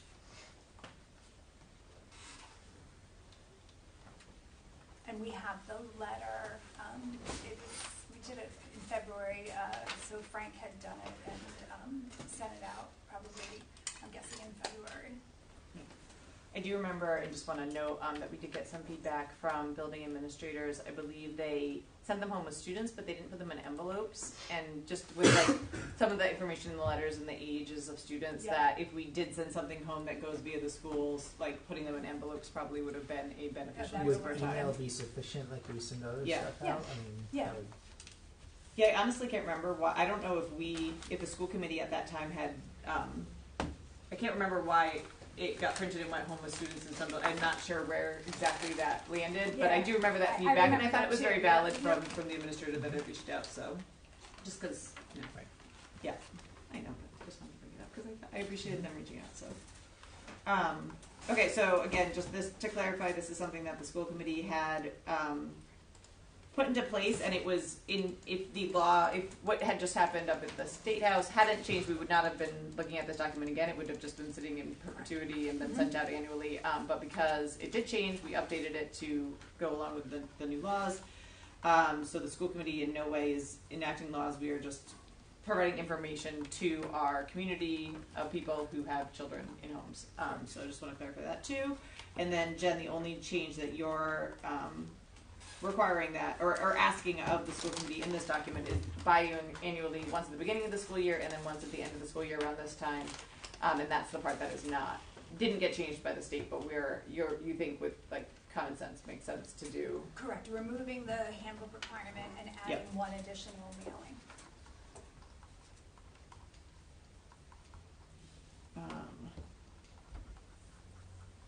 I would say, like, if we are going to do the resolution, my recommendation would change the word mailed.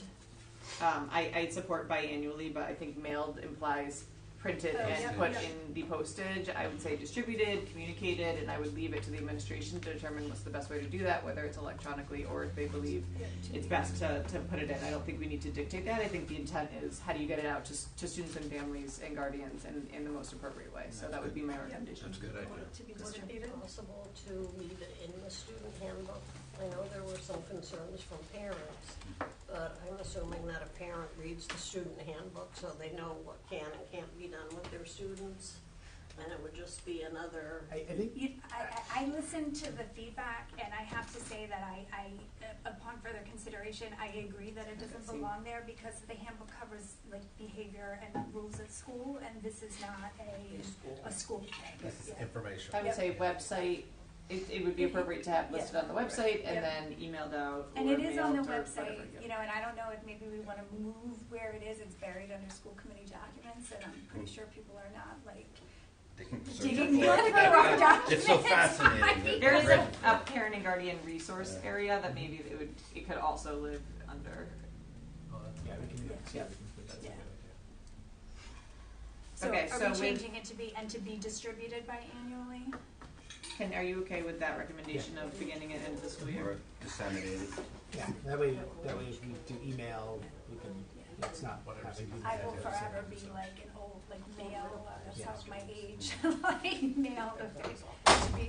To be distributed biannually.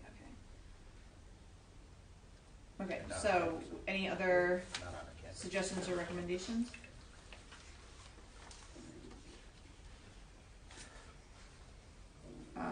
Jen, I noticed that it says, whereas in June 2024, our Rhode Island passed the safe storage of firearm law. Do we want to reference the number, like RI?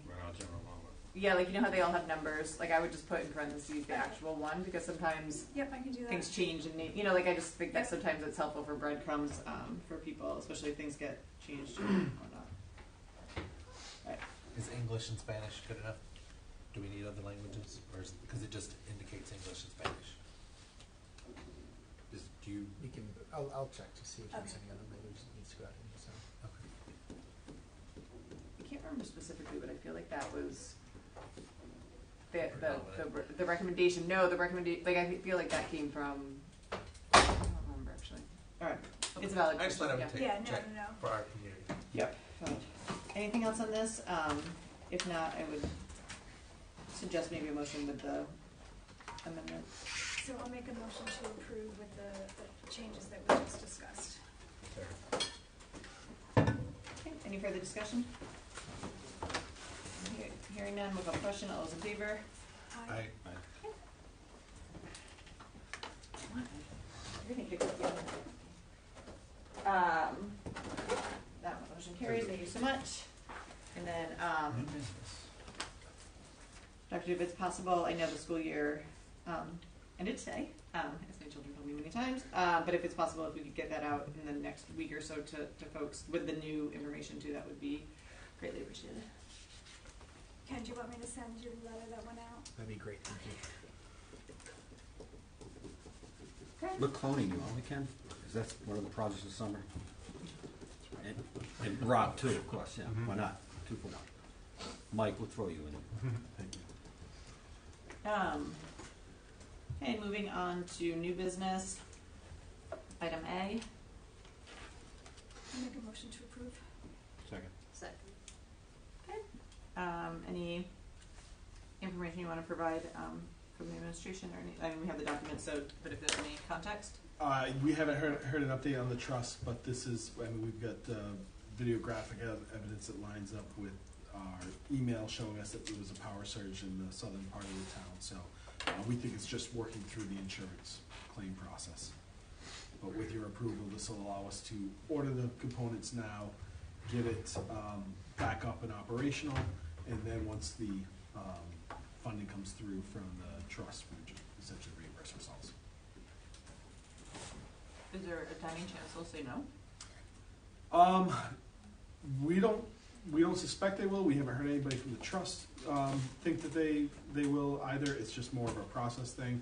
I guess I would say even if they said no, it's still a repair we have to make because these are to our theatrical lights. So right now you just have the housing lights on. So whether it's a trust claim or not, we would still be here. The benefit is we had those battery backups and the video that all aligned. Otherwise, we would have been looking at this and been like, oh, this is on us. So having that piece of information allowed us to go through the insurance claim versus funding ourselves.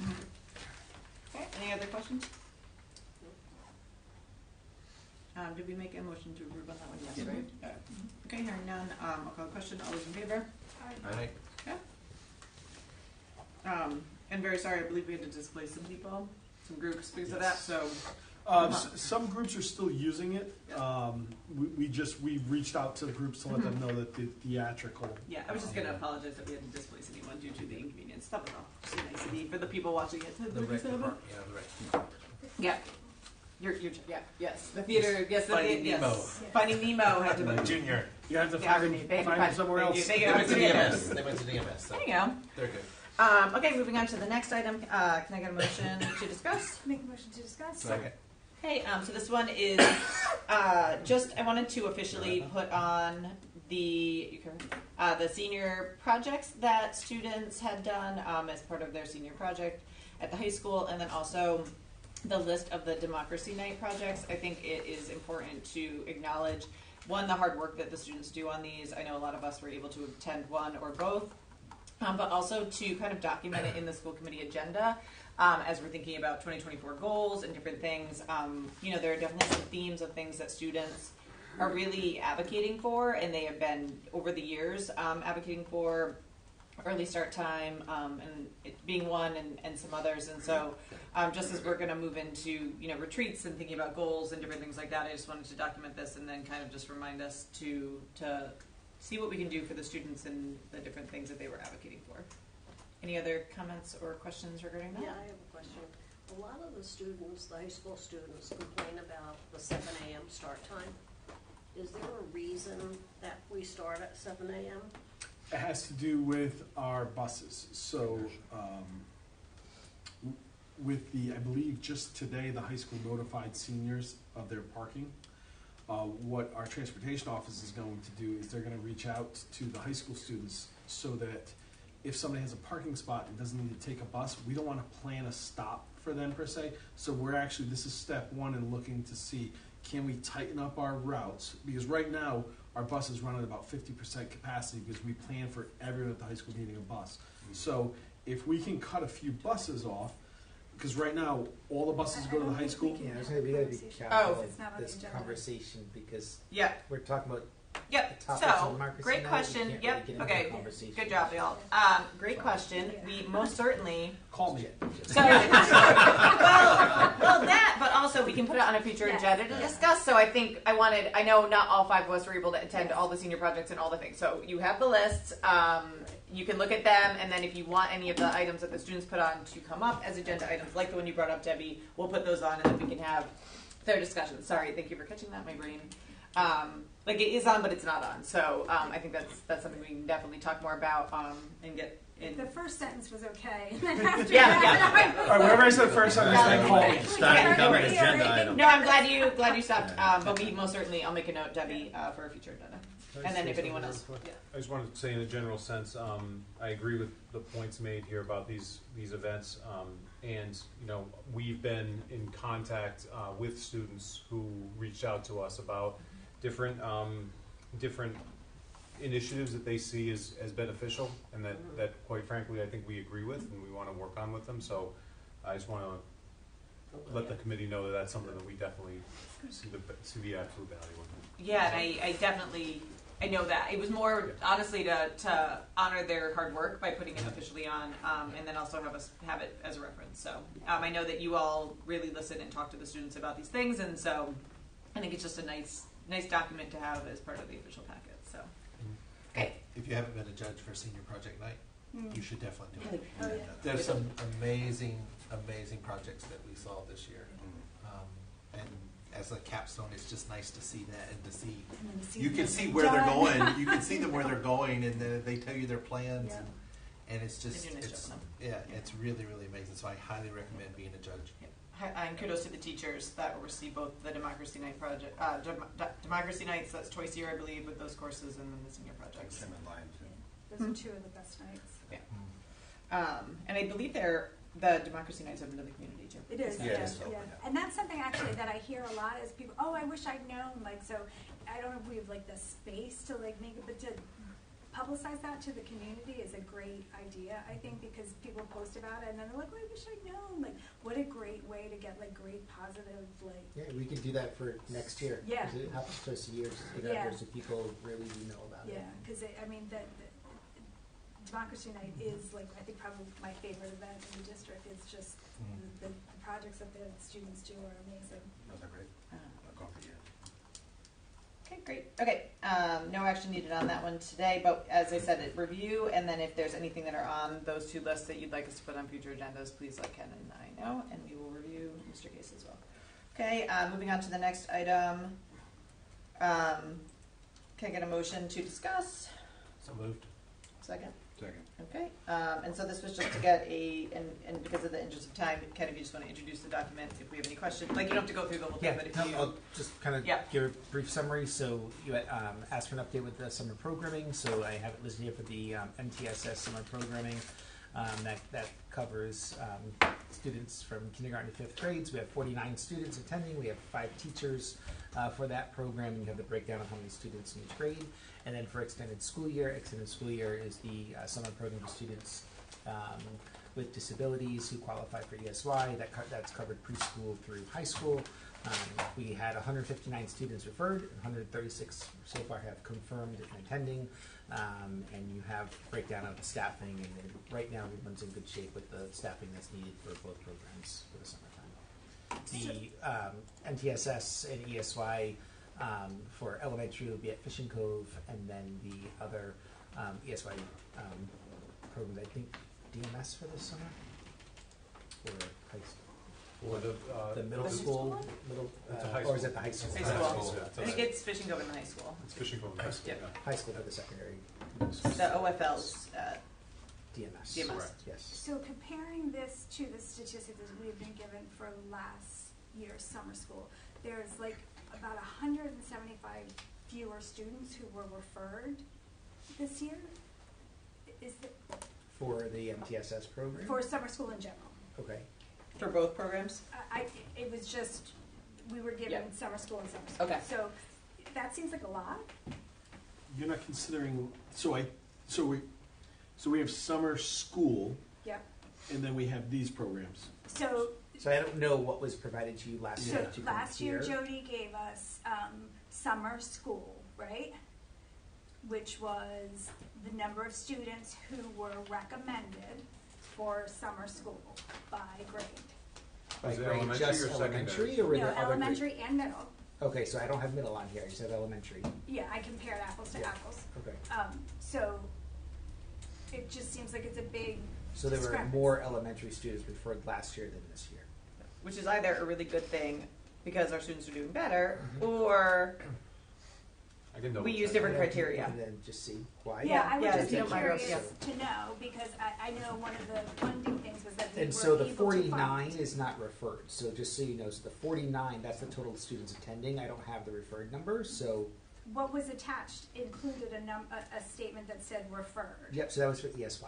Okay, so So the ESY is different Okay. than your And summer so school what might be program. helpful, Jen, There's why two don't you different send, programs. if we have it from an attachment, yeah, can we I send have it put to? Jody. So if you can give Yeah. me that, so that we're talking apples to apples, I just want to see, because what was given is definitely a big disconnect. Are you talking about MTSS referrals, or are you talking Summer about school in general. so ESY and MTSS? Yep, I It's believe. not broken out, it just is like total. So that yes, that'd be kind of hard for me to go back because I have it broken out here by the two different programs. Because the memo I gave you has summer MTSS, which is not ESY. Those are students that have been I'll look. getting intervention. I throughout don't the think year. Jody gave me the ESY, that was just strictly summer school. You're And that- using different words, Jen, that I Yeah. think, like you call it MTSS, and Okay. that's what If that's what it was. yeah. The only reason is because Yeah. summer school at the elementary and secondary level are different Yeah. in terms Yeah. of purpose. Yeah, So, yeah, yeah. so MTSS is kind of referring to the elementary summer school, Yes. Yep. whereas summer school is referring you more traditionally to the secondary summer school, which is more credit recovery. Yep. Yes. That's right. Yeah. So yeah. Yep. And I did not include those numbers because when it was asked to me, in my mind I was thinking of our students going to the MTSS program and our students that are in ESY. I think So I know in no, this number, I don't have any students that are at the high school level that are in any type of credit recovery for the summer. what I think would be helpful, for me at If least, we have it. is understanding how our students are doing, like this year compared to last year by grade level. So like, did we refer more students to MTSS? Yes or no? Because that's another data metric in addition to state testing and different things of just kind of how we're doing in different areas. And so I think for me, like having the MTSS numbers is helpful, having the ESY numbers is helpful, and then also knowing how many students were referred for credit recovery would be helpful too, because that will help us understand like how are students doing and where resources might need to be allocated. So that, like, I know no problem with this, but that's kind of where my brain was going of like, hey, how are we doing compared to last year? And when we're like budget cycle is going to come again, like, and we're not going to have the ESSER funding. Like, what do we really need to anticipate numbers wise to put in the budget that we're going to have to, like, where are we as far as that piece? Because these numbers will dictate that. So if we can just get some additional information, that would be helpful. Just to clarify, are you looking when you say numbers? Are you and then like MTSS? Are you looking for you're referring to summer referral for MTSS? Like students who are referred for the summer school program? Yes, that's a good answer. Okay. Versus. Well, there's MTSS is a summer. comprehensive This is system. summer. This is Yeah, summer. Yeah, I'm saying, done I'm throughout saying, the year. which Yeah. humans that are in our district are going to some program in the summer Got it. to Okay. get All right. educational assistance. That is what I'm really trying to gauge in all the different ways, and then also having an understanding of is that more or less, and from a resource point and also from a student success point is kind of where my brain goes on those. Mhm. And then also like last year, it was really helpful for us to see the referred versus the who ended up attending, because that helped us understand that we may have some barriers in students attending, and that's where we had those conversations about buses, et cetera. So that's like that referred number versus attended number, I think, is important, because if you have a big gap there, that could be another indicator of, hey, we've got some problems here. Absolutely. Yep. And do we ask why if they don't accept the referral? Like, do we have any? I'm not sure if I know that we that's put passed. Or if students have been referred, I guess on the flip side of that, if students have been referred, are they followed up with to say, just checking, double checking to make sure you've been referred, but you haven't responded. Yeah, I know So there's I would say multiple. that happens. Yeah, I know Yes, there's that happens, multiple. but I don't think we get reasons why they're not. Would be something that interesting to consider, because if it's like it's only in the morning and I don't have childcare, if it like if there's information that we would be able to use to try to help students get what they need in the summer. Any further questions or discussion on that? Okay, hearing none, we can go on to the next one. Can I get an item for discussion? Motion to discuss. Okay.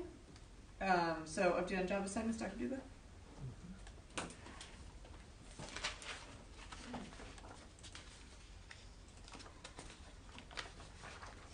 So what I provided you is a breakdown of the number of positions that were put into the job assignment. I was trying to just give you a total number, but looking at it, every time you put so many jobs out, other jobs open. So I just kind of broke it down by round for you, but we started the job assignment with 33 positions that went up.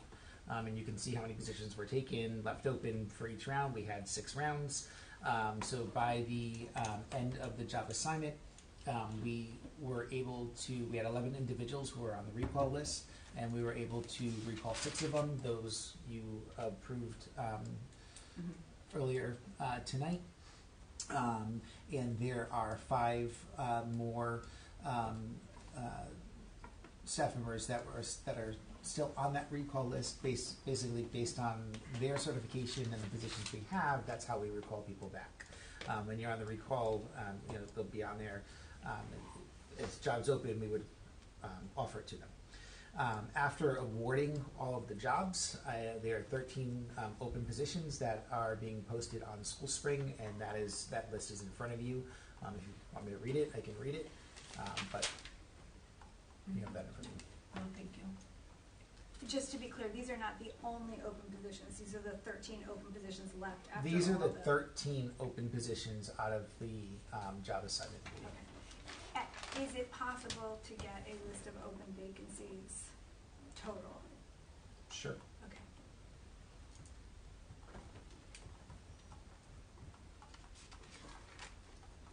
Any questions regarding this?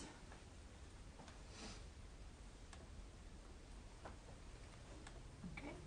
Hearing none, we'll move on to the next agenda item. Item E, can we get a motion? Motion to discuss. A second. I had a question on this. Who are the chair and the co-chair for this? Because shouldn't they be approved before membership is chosen? So the membership is a recommendation from myself to the committee. Typically with subcommittees, though, it's Advisory. it's with input from the chair and the co-chair, right? I thought it was, the policy was just this recommendation from the superintendent. For the membership. Right. Let's And check. then- Yeah, hold on. My laptop I died. don't have that policy in front of me. Because for this committee, the other members, I'm just going off the top of my head, would be the finance director, the controller, myself, 2 school committee members. I think we skipped a step in this journey, which is why you might be confused, Yeah. Jen. Like, we went from approving the committee, and then I thought we were going to get remember when I wrote the document for the disciplinary one, of who A might be on charge, it. yeah. I think we skipped that step and went right to. So it's in there of who Yeah. will be on it. So we have it in that I don't think that description. got approved though. is what I'm I think saying. it did. We I can- remember that, but Yeah. we Because I never wait for that picked before any of people- us to be on it. No, yeah. Like the document says that committee is chaired by. It's chaired by, it would be the other advisory committees or the As school committee member. school committee member Yeah, and so we skipped a that Right, that's the administrator. step that we missed. Okay. If I could, I'd like to, if I could be so bold and ask if I could chair or certainly be on this committee.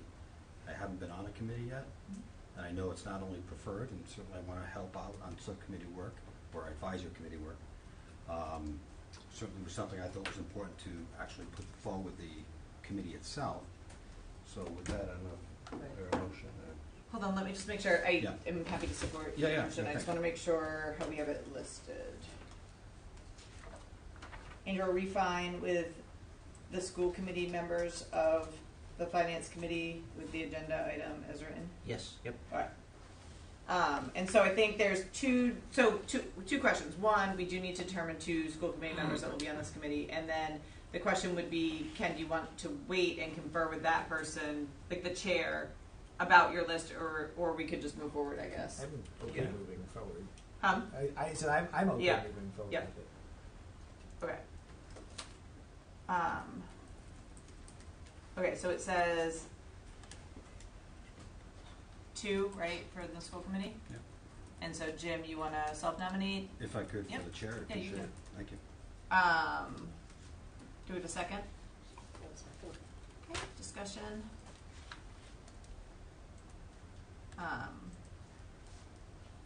Do you want to?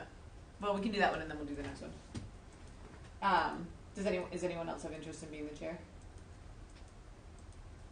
Great. Need a vice chair.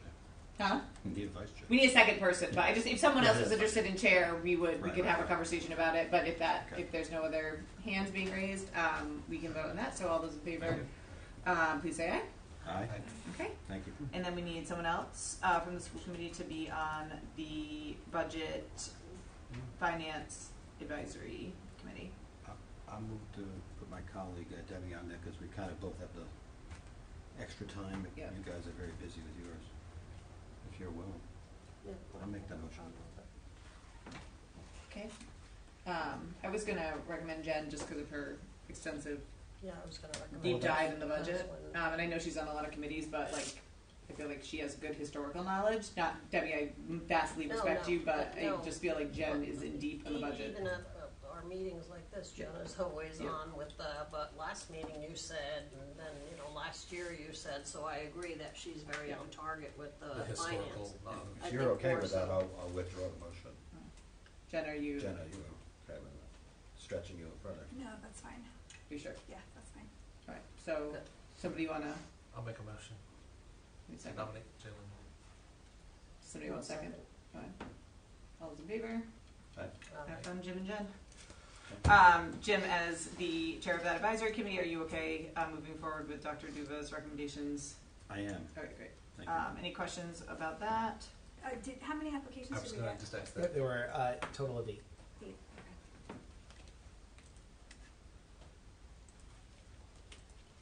And so the other members would be, Our finance director, our controller, myself. I think that's everyone that's on there. Right? I don't have the original, the purpose in front of me. purpose document. All right, I'll go back in the old agendas and find that just to confirm that we have all the spots filled, basically. Yep. So the only 2 spots that had to be put in here was a Yep. committee member and the school administrator, and I spoke to Colleen, and she Yep. was very willing to sit on it. Are you sure we Everyone- approved it? Because I feel like I would have said we need a student voice on the committee. We did. We brought that forward. When? Um, I believe you very, very much. I just have really been Wanna- heavily I- advocating for students to be on might have every committee. I want to say it was like May. No? I'll go back and look. I just think I'm surprised I didn't. I think we had talked a lot about student voice and different things, and I think especially for a student that is interested in finance and budgets and different things, that might be a really interesting, cool committee for them to understand how school budgets are done. So I'm surprised. We could I didn't. we could always that later. Yeah. We can add it. Huh. But I know it's not there because I went through the purpose and Yeah. the membership, and because we did approve it, because Jen had made Maybe I a wasn't here. suggestion There was of one meeting. what we were going to put in. Yeah, so Yeah. I wasn't. I did miss 3/4 of the meeting one day, so maybe it was that one. It is possible. maybe. Anyways, Did I would. Colleen apply, or did you solicit her? No, I asked her. So we didn't get any administration application. So what I did was I reached out and talked to who would be interested, and So we got 8 community members. it was 8 community members. Okay. Move passage. Okay. So there's a motion to pass. Do we have a second? Second. Okay. All those in favor, please say aye. Aye. And then I would ask you two to consider perhaps adding a student in the future. Okay. Thank you. And we look forward to the work that that committee is doing to help us really move forward our budget process and how we look at it. Thank you. Thank you all. Okay, moving on to the next one. What kind of motion? Do it to approve, please. Motion to approve. Second. All right, we don't have to approve it, but like that will just save us a step. So I'll defer to Dr. Duva or Mike on this one if there's anything you want to tell us. No, so I'll quick outline of the memo. This is a van that would be used not to transport students to and from school, but to community activities. You would require a chauffeur's license for this, which would be through our staff. This is IDEA CRP carryover money. It has to be committed by the end of June and then invoiced and paid by the end of July. I reached out to all the vendors off of the state MPA. Nobody had one available. It was the vehicle. I contacted the state of Rhode Island purchasing office. They had a very similar circumstance. They reached out to the local vendors and did a sole source. So I reached out to, or Michelle Hume reached out to a number of vendors. The one I'm recommending is the most local dealer. They're out of Massachusetts. They have a their modification to the van is through Braun Ability, which is a nationwide company. There was one vendor out of Georgia who makes their own modifications to the van. I'm much more comfortable being able to bring the van to a local dealer if it needs to be serviced versus having to worry about shipping it out. We also have a Toyota dealership right here in town if it needed general maintenance. So it's hybrid. It's a hybrid as well, and they were the only ones who were willing to put it on hold. Right. So I had to do this work last week and say I won't have a decision until next week.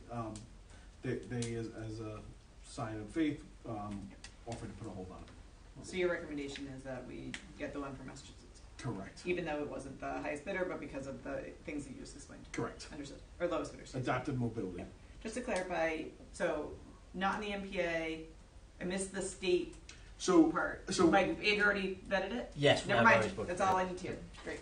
No, I'm just saying that sounded, but you got it? Great. No, that's perfect. Nope. At 11. Okay, any other questions regarding the van? I do, I'm sorry. No worries. So I had a question. So I saw in there that it started with the saga of the van that we approved and then disappeared and then all that. So my first question is, we have a van like this already? No, this is going to be more of a minivan. Okay. But it said somewhere in there that we have a van. So we have a van that's more like a hotel shuttle van, a 15. This is like a minivan. This is a Toyota Sierra minivan. So how often do we use the van that we currently have? Daily. Daily. Okay. Yes. How many does this one seat that we're going to buy? It looks like with the wheelchair, it would. So you'd have the two adults up front, and then you'd have the wheelchair, and it looks like it has a bench seat in the back. I would have to check the capacity, but I would imagine it would be 3 in that back bench seat, having owned one of these not too long ago. Okay, so 3 plus the wheelchair plus 1. Plus a driver plus a passenger. Okay.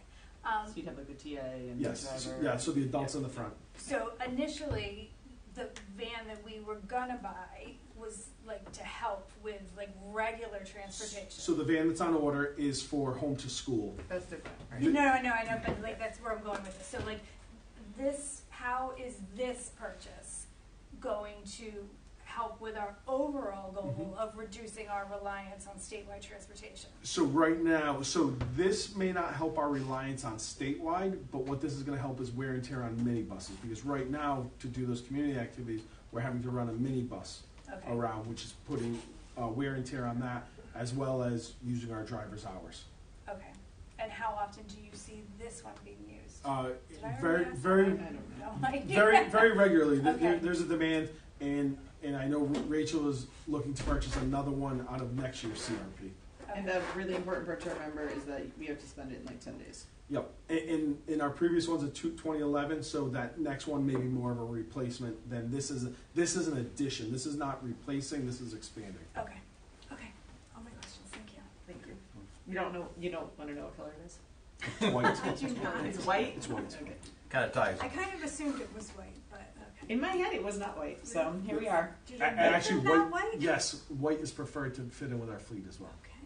Our It's- fleet. let's buy it. Okay. Okay, can I, we have an emotion, okay, we have a motion to approve already, any further discussion? It has all the safety features. So we're we're purchasing it, Double check. and we will be using the remaining funds to make sure it because it has to have Outfit passed. it. Yes. We'll get it has to have inspected, all and the it'll be all the It things. will be. Label it NK. NKSD. on the No, side. it's not required to have the blinking lights. Can we get the full wrap? How about the okay. skipper? You got skipper coming in, the logo?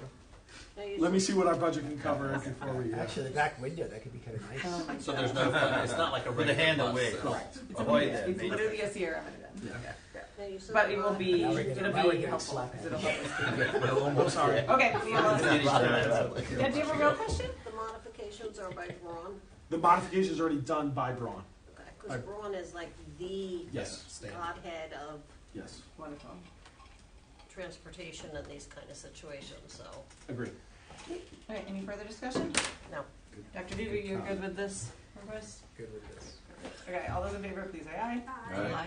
Thank you. I feel like vans and roofs are Mike's trigger words. So yay for a van for Mike. Okay, moving on. The van. Can I get a motion? I don't even. Motion to approve G. Second. Okay, any questions or context needed for this one? Ken, anything you wanna? So the reason this is going forward is because we do have a change in program studies at the high school, so which impacts our employee that is in this position. So there's time available during the day to work on the CTE.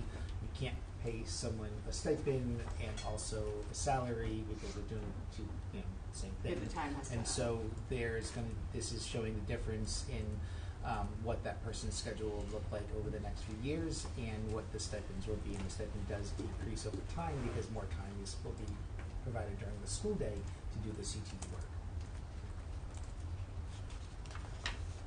And this has already been district gone attorney, through union, the everybody's union and all that. lovely on this MOA. Okay. Mhm. Any questions on this? Any budget implications? So the stipend will go down, so the savings Yep. over time in the stipend budget fund. Yep. Does this extend past the contract? No? That like the contract goes till, So this is this is showing over the years, so that way we know as we go through. So like when the next time contract negotiations come up, the stipend could change. Like if everyone's stipend gets an increase, like that could happen. Yeah, But this is interested. showing that this would be this would be breaking down what that stipend would be each year after. Correct. So Yep. and then when the new contract gets. So 2 Yep. years, right? We'll be negotiating. This is the first yeah, year, in 2 two years more to go, negotiating yep. new contract. This would be in there. so we would already have agreed to putting it in there. Yes, it would already be, and then you It can would either just like, it'd be negotiate like it our out or first change thing, the it would be our stipend. first thing that we signed. Exactly. Okay, yeah, Yep. makes sense. Yep. Okay, or whoever the chair is. Okay, any questions on this? Okay, hearing none, I'll call the question. All those in favor, please say aye. Aye. Thank you. Does that just go into effect today? Or This is is it for, like this will that? be for the Yeah. next. Like year. next, yeah, Yeah. right. So just H, can I get a motion? Make a motion to discuss. Second.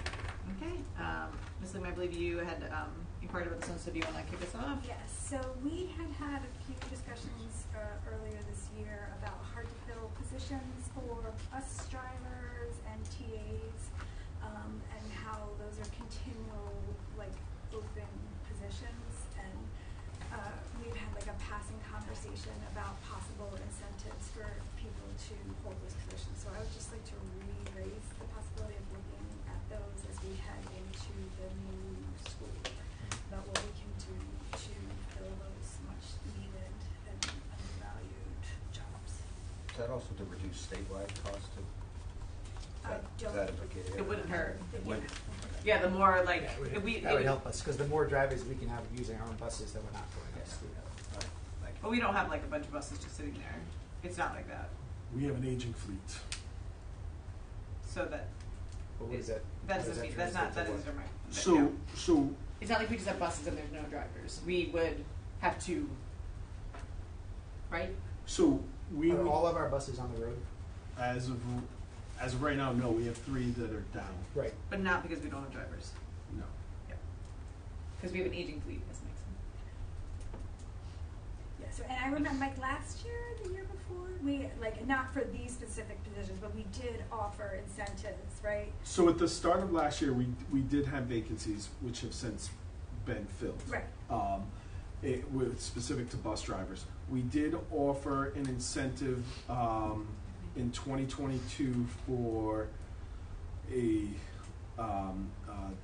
Next Steps teacher at Hamilton, and I believe it was either social work or school psychologist. I believe it was social worker. This would be a great thing to defer to our advisory committee on budget and finance. So that would be my recommendation is no, like this is a budget issue and something that we need to think about in the future about what we pay these employees, and also if we want to work in incentives that would need to be worked into the budget, and so I would recommend we defer this. I'll talk to the chair. To the chair and the Can I add in bus I'm not monitors? joking, it's a very Bus monitor. So in just a bus monitor and a bus TA are 2 separate.